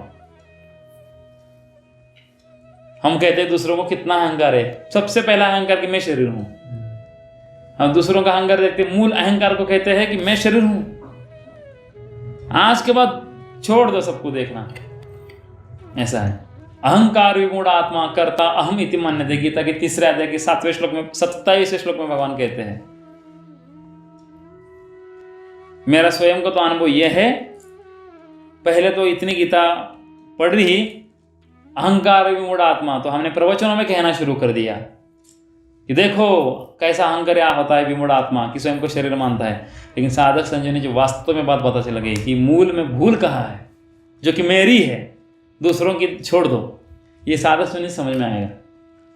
परंतु ज्ञानी मनुष्य उन क्रियाओं का कर्ता अपने को नहीं मानता। तात्पर्य यह हुआ कि अवास्तविक मान्यता को मिटाने के लिए वास्तविक मान्यता करना बहुत जरूरी है। जैसे हमने बात की है कि कोई भीख मांग रहा है, तो उसकी परिस्थिति है, भीख मांगने की उसकी परिस्थिति। वो भिखारी है कि वो आत्मा है? वो कौन है? वो आत्मा है। वो किसका है? भगवान का है। मैं भगवान का हूं, मैं आत्मा हूं, ये उसकी मूल स्थिति है। वो क्या कहता है? लेकिन मैं भिखारी हूं। उसने मान्यता कर लिया। अब उस मान्यता को भगवान में नहीं छोड़ सकते। जब तक वो इस उपाधि में रहेगा, इस मान्यता में रहेगा, तब तक वो भिखारी रहेगा। मैं हिंदू हूं, मान्यता है। मैं ब्राह्मण हूं, लेकिन मैं साधु हूं, आदि मान्यता इतनी दृढ़ होती है कि जब तक इन मान्यताओं को स्वयं नहीं छोड़ता, तब तक इनको दूसरा कोई नहीं छोड़ा सकता।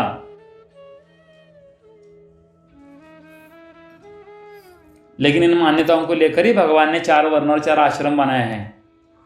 ब्राह्मण, क्षत्रिय, वैश्य और शूद्र 4 वर्ण हैं, और ब्रह्मचार्य आश्रम, गृहस्थ आश्रम, वानप्रस्थ आश्रम और सन्यास आश्रम, ये 4 आश्रम हैं। इन मान्यताओं को लेकर, यानी जीव दशा को लेकर जो मान्यता बनी हुई है, इन मान्यताओं को आदर करके भगवान ने 4 वर्णों 4 आश्रम की व्यवस्था करके जीव दशा रूपी जो सृष्टि चल रही है अनंत ब्रह्मांडों की, उसका चलन वलन ठीक चलने के लिए भगवान ने इसको शास्त्र में उल्लेखित करके बोल दिया है कि आदेशों का पालन करो। जो ब्राह्मण है, ब्राह्मण के अनुसार चले, क्षत्रिय क्षत्रिय के अनुसार चले, अपने स्वधर्म के अनुसार, और भाव से भगवान से जुड़े हुए और सब में भगवान को देखे। बस सीधी सी बात है। वैसे ही मैं शरीर हूं, मैं करता हूं, आदि मान्यताएं भी इतनी दृढ़ हो जाती है कि उनको छोड़ना साधक को कठिन लगता है। परंतु ये लौकिक मान्यता है। लौकिक का अर्थ है भौतिक, लौकिक का अर्थ है प्राकृतिक, लौकिक का अर्थ है सांसारिक, लौकिक का अर्थ है मायिक, मायिक यानी माया की। परंतु ये लौकिक मान्यताएं अवास्तविक, असत्य होने के कारण सदा रहने वाली नहीं है, बल्कि मिटने वाली है। जैसे उसने बोल दिया कि मैं भिखारी हूं, और उसको आप कह दो कि तुम भिखारी नहीं हो, और दूसरे दिन कहने लगा मैं भिखारी नहीं हूं, तो वैसे तो था ही नहीं। हो पैसे मांग रहा था, भीख मांग रहा था। भीख मांगना अलग है। हाँ, तो इसके विपरीत मैं शरीर नहीं हूं, मैं भगवान का हूं, आदि मान्यताएं वास्तविक है और सत्य होने के कारण कभी मिटती ही नहीं है, बल्कि उनकी विस्मृति होती है, उनसे विमुक्ता होती है। जैसे मेरे गले में कंठी माला है तुलसी की, और दिन भर मैं उसको ढूंढ रहा हूँ, मेरी माला किधर गई, मेरी माला किधर गई, मैं उसको ढूंढ रहा हूँ, और शाम को पता चला माला मेरे गले में है। तो क्या करना पड़ा? माला मेरे गले में आ गई या पहले से थी? तो मैं भगवान को पहले से ही हूँ।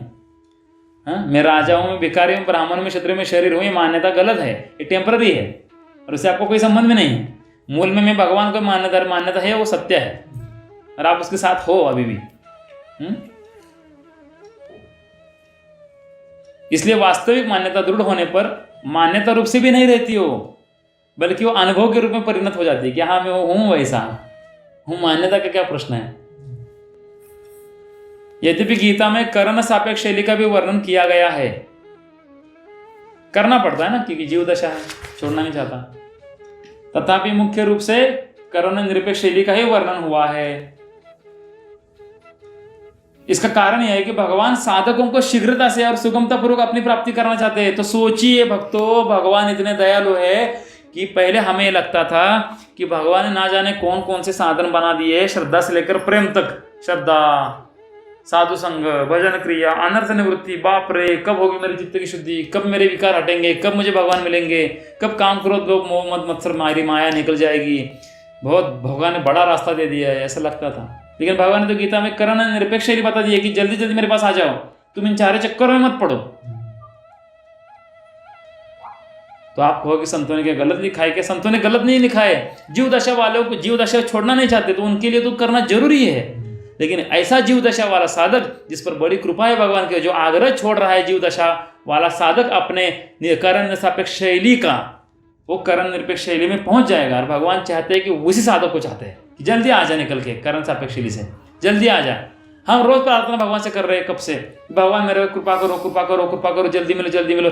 जिन्होंने प्रार्थना की है वो आज सुन रहा है करण निरपेक्ष शैली को। इसका मतलब आपको बहुत भगवान जल्दी बुलाना चाहते हैं। दूसरी बात, अर्जुन ने युद्ध की परिस्थिति प्राप्त होने के समय अपने कल्याण का उपाय पूछा है, अतः उनके कल्याण के लिए करण निरपेक्ष शैली ही काम में आ सकती है।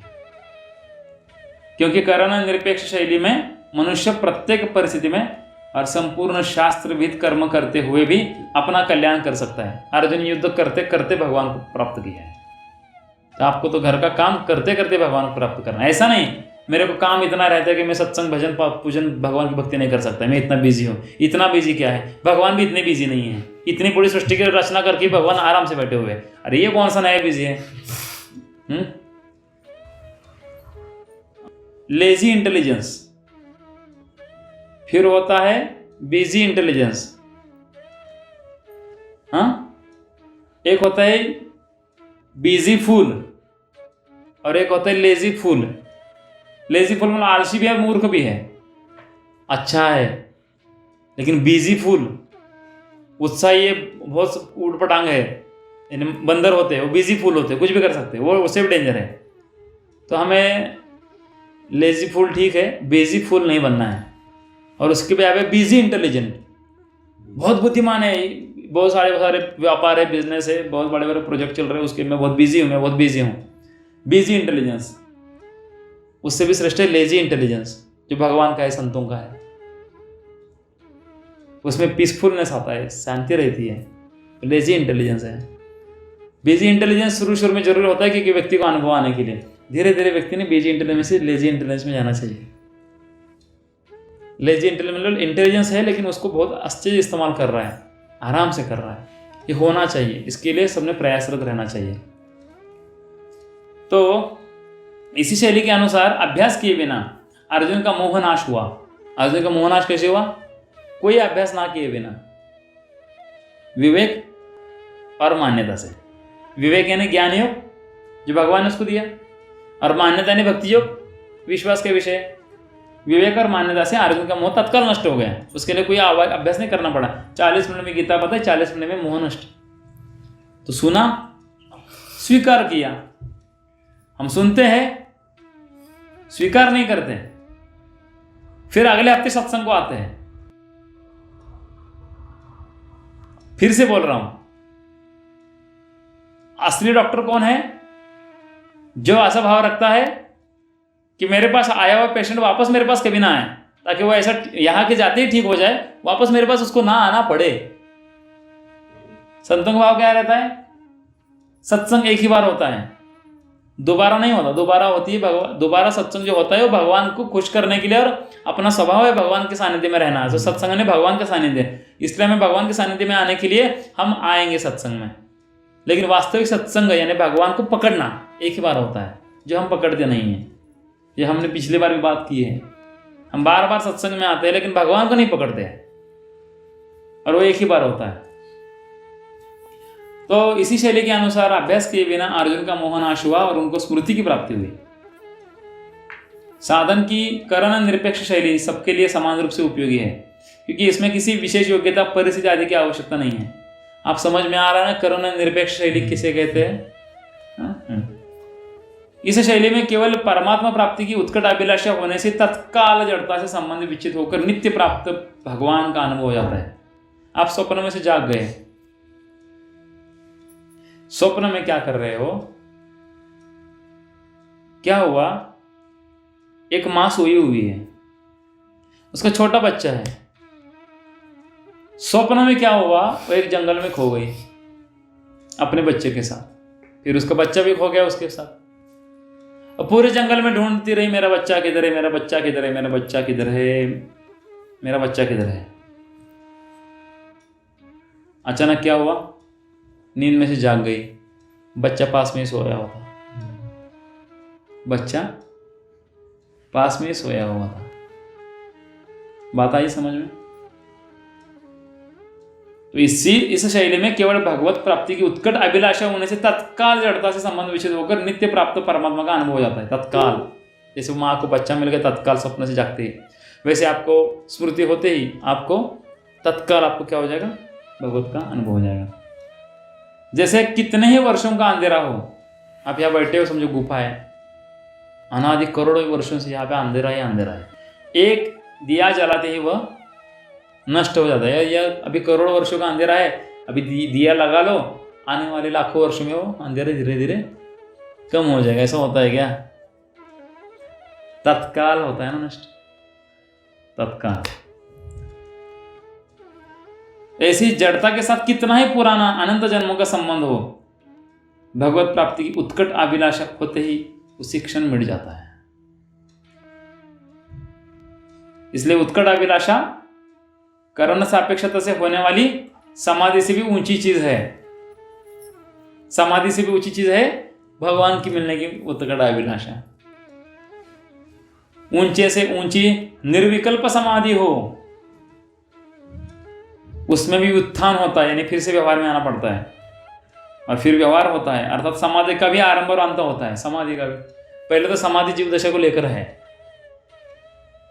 मैं शरीर में जब तक आरंभ और अंत होता है तब तक जड़ता के साथ संबंध है। जड़ता से संबंध विच्छेद होने पर साधन का आरंभ और अंत नहीं होता, बल्कि परमात्मा से नित्य योग का अनुभव हो जाता है। देखिए, ध्यान से सुनिएगा, ध्यान से सुनिएगा। जब तक जड़ता का संबंध रहता है तब तक दो अवस्थाएं रहती है, क्योंकि परिवर्तनशील होने से जड़ प्रकृति कभी एक रूप नहीं रहती। जैसे आप नदी देखते हो, हर क्षण चलती रहती है, एक रूप नहीं रहती हमेशा। अतः समाधि और उत्थान मतलब समाधि से बाहर आना, ये दोनों अवस्थाएं जड़ता के संबंध से ही होती है। जड़ता से संबंध विच्छेद होने पर सहजावस्था होती है, इसे संतों ने सहज समाधि कहा है। सहज समाधि भली, इससे फिर कभी उत्थान नहीं होता। वास्तव में देखा जाए तो भगवान से वियोग कभी हुआ ही नहीं है, हमारा होना संभव ही नहीं। जैसे हमने उदाहरण लिया कि छोटा बच्चा गोद में सोया हुआ और माँ को स्वप्न पड़ा हुआ है कि मेरा बच्चा खो गया है, जैसे जाग जाती है तो देखती बच्चा मेरे पास में ही था। तो जब वो स्वप्न देख रहे तो बच्चा उससे अलग था क्या? नहीं था। वैसे अभी भी भगवान से साथ में ही हो, केवल संसार से माने हुए संयोग के कारण भगवान से मेरा वियोग है ऐसा हमें लग रहा है। समझ में? संसार से माने हुए संयोगों का त्याग करते ही भगवान के अभिलाषी मनुष्य को तत्काल भगवान के साथ हमारा जो नित्य संबंध है उसका अनुभव हो जाता है और उसमें स्थायी स्थिति हो जाती है। स्थायी स्थिति। अंतःकरण को शुद्ध करने की आवश्यकता भी करण सापेक्ष शैली में ही है। चित्त की शुद्धि की जरूरत किसमें है? करण सापेक्ष शैली में है, करण निरपेक्ष शैली में नहीं है। हे नाथ, मैं जैसा भी हूं मैं आपका हूं। हमारे गुरुदेव ने एक भगवान से प्रेम से झगड़ा करके एक प्रार्थना लिखवाई है, जो प्रार्थना उसको रोज करेगा बार बार, भगवान और संत भी उसको उद्धार करने के लिए विवश हो जाएंगे और आपके सांसारिक भी सारे प्रश्न हट जाएंगे, आपके पारमार्थिक भी प्रश्न हट जाएंगे। वो प्रार्थना ऐसी है, आप मेरे साथ दोहराओ, थोड़ा करण निरपेक्ष शैली को लेकर चलती है। कहिए, अनंत कोटि वैष्णवजन, अनंत कोटि वैष्णवजन, अनंत कोटि भक्तजन, अनंत कोटि भक्तजन, अनंत कोटि रसिकजन अनंत कोटि रसिकजन तथा अनंत कोटि मेरे गुरुजन अनंत कोटि मेरे गुरुजन, मैं जन्म जन्म से मैं जन्म जन्म से आपके चरणों की आपके चरणों की धूलकन धूलकन मुझको ले लो अपनी शरण, मुझको ले लो आपकी शरण, मेरे मन की हटा दो भटकन, मेरे मन की हटा दो भटकन, लगा दो मुझको कृष्ण चरण, लगा दो मुझको कृष्ण चरण, लगा दो मुझको गौर चरण। लगा दो मुझको गौर चरण, यदि अपराध मुझसे बन गए अगर अपराध से बन गए, जाने में या अनजाने में, जाने में या अनजाने में, किसी जन्म में या इसी जन्म में, किसी जन्म में या इसी जन्म में, क्षमा करो मेरे गुरुजन, क्षमा करो मेरे गुरुजन, मैं हूँ आपकी चरण शरण, मैं हूँ आपकी शरण शरण, पापी हूँ अपराधी हूँ, पापी हूँ अपराधी हूँ, खोटा हूँ या खरा हूँ, खोटा हूँ या खरा हूँ, अच्छा हूँ या बुरा हूँ, अच्छा हूँ या बुरा हूँ, जैसा भी हूँ जैसा भी हूँ मैं तो आपका हूँ, मैं तो आपका हूँ, मेरी ओर निहारो,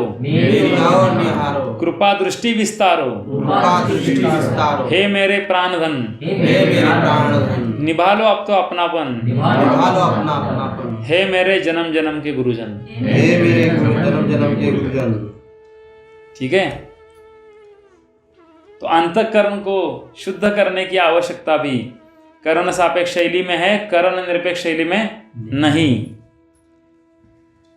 क्योंकि जैसा भी हूं मैं तो आपका हूं। फिर चाहे मेरे विकार है हो मेरे साथ या ना हो, मेरा मन अच्छा हो या बुरा हो, मैं आपका हूं। मन मैं नहीं हूं, वो आपका विषय है, आपकी प्रॉपर्टी मन, मेरी प्रॉपर्टी थोड़ी है।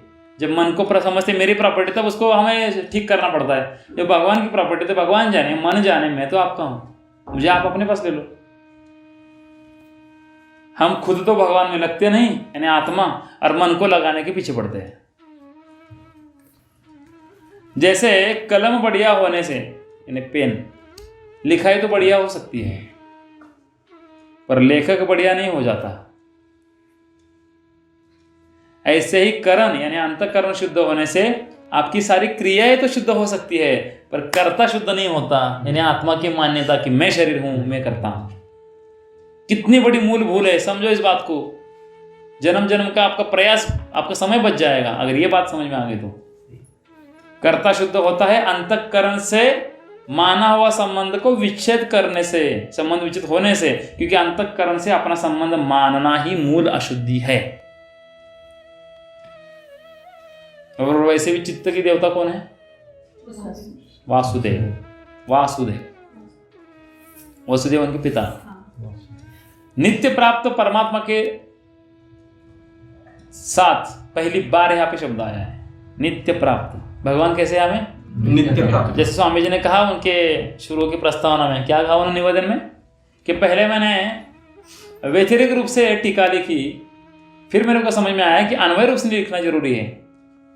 अन्वय रूप से मतलब हमने क्या बात की थी, अन्वय और व्यतिरेक का फर्क क्या था? अन्वय यानी रस्सी है, रस्सी है, रस्सी है, रस्सी है, और व्यतिरेक यानी सर्प नहीं है, सर्प नहीं है, सर्प नहीं है।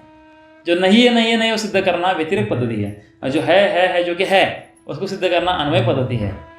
यहाँ पे अन्वय पद्धति से उन्होंने लिखा है नित्य प्राप्त परमात्मा के साथ जीव का नित्य योग स्वतः सिद्ध है। अभी लाख बार शब्द आएगा नित्य प्राप्त भगवान, आपको नित्य प्राप्त है, अन्वय पद्धति है, आप उनके साथ ही हो। भगवान को प्राप्त नहीं करना है, वो नित्य प्राप्त है। संसार अप्राप्त है, उसको आपने प्राप्त मान लिया है, उसको छोड़ दो। अतः उसकी प्राप्ति में करण की अपेक्षा नहीं है। करण की अपेक्षा किसकी है? अर्जुन की। सही बात है ना? करण अपनी उपाधि को नहीं छोड़ रहे थे, जो कर्ण है महाभारत के अपनी उपाधि को नहीं छोड़ रहे थे, वैसे उसको उनको भी कर्ण को समझ सकते हो।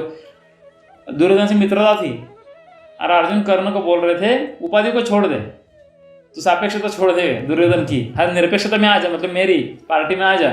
नहीं सुना, बोले नहीं, आपको सेवा सारी करूंगा, आपको सब सुनूंगा, लेकिन मैं मेरी सापेक्षता नहीं छोड़ूंगा।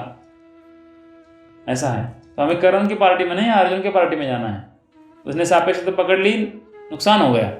अर्जुन ने, कर्ण ने निरपेक्षता ने भगवान की शरणागति पकड़ ली, कल्याण हो गया।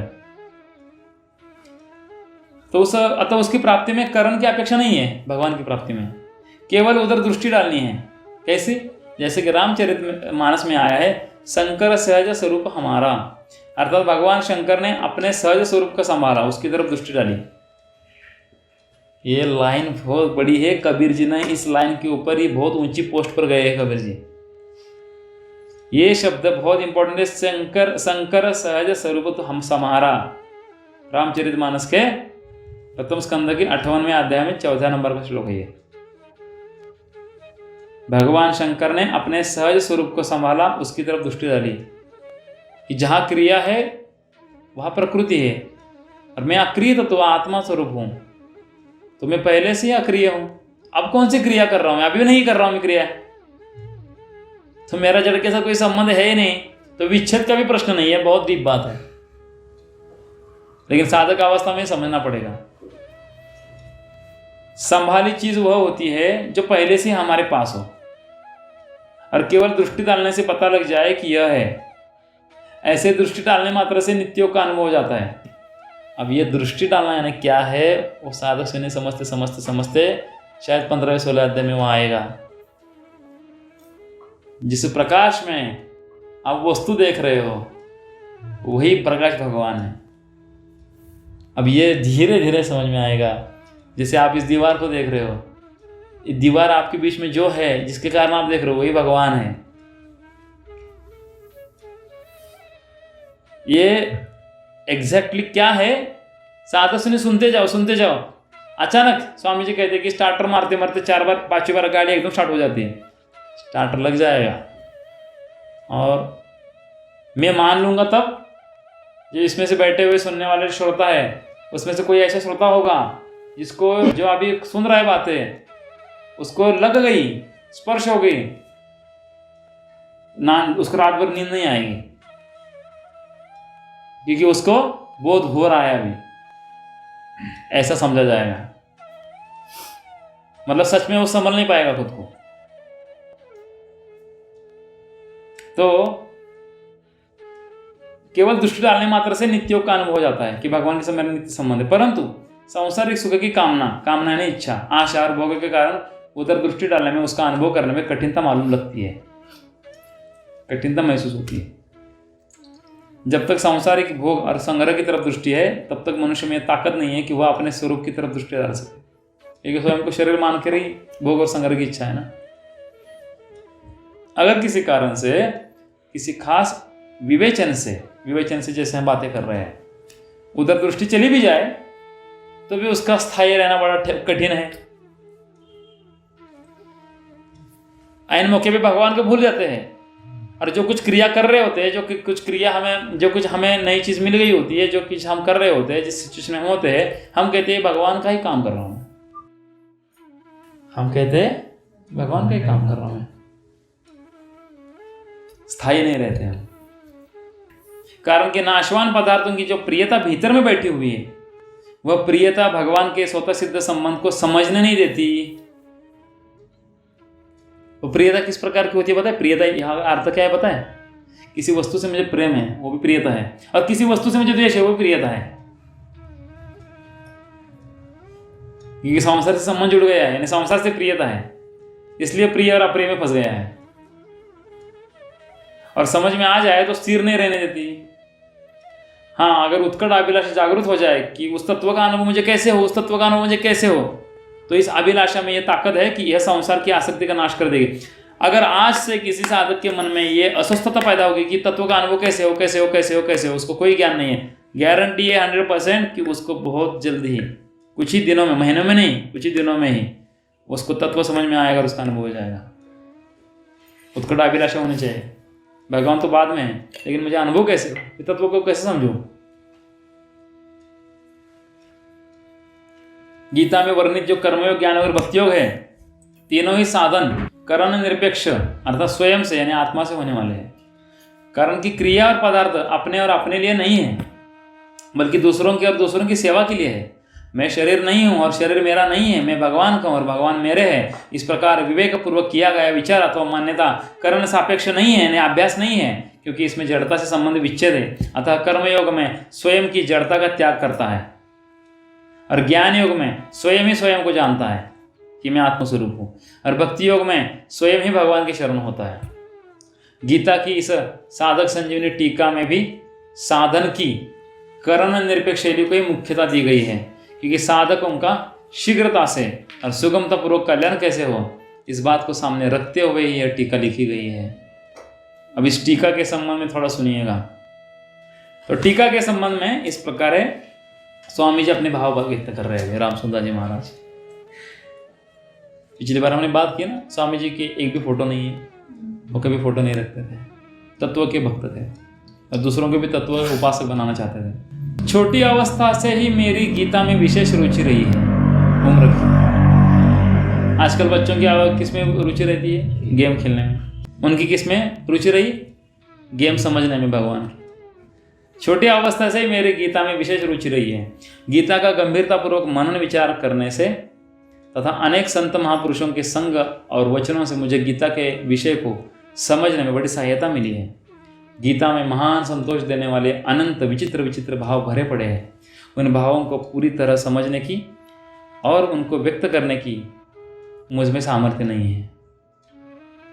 परंतु जब कुछ गीता प्रेमी सज्जनों ने विशेष आग्रह किया, मुझसे हट किया, तब गीता के मार्मिक भावों का अपने को बोध हो जाए तथा और कोई इसका मनन करे तो उसको भी इनका बोध हो जाए, इस दृष्टि से गीता की व्याख्या लिखवाने में प्रवृत्ति हुई। सारे अनुयायी ने और संतों ने इस भारतवर्ष के स्वामी जी को प्रार्थना की है कि आप टीका लिखो गीता के ऊपर, क्योंकि जब भी हम आपके पास कोई गीता का विषय लेकर बात करते हैं तो आपके उत्तर से ही बोध हो जाता है। नीचे उन्होंने एक टिप्पणी दी है, कर्म ज्ञान वैराग्य और भक्ति के रस से परिपूर्ण इस करुणामयी गीता की भली भांति उपासना की जाए, यानी मनन किया जाए, अर्थ को गहराई से समझा जाए, तो ये भगवान श्री कृष्ण की कृपा प्रदान करने वाली है। साधकों के द्वारा उत्कंठापूर्वक सदा बार बार पान की जाने वाली गीता के पदों का मार्मिक अर्थ दिखाने वाली और इष्ट देव के समान कल्याण प्रदान करने वाली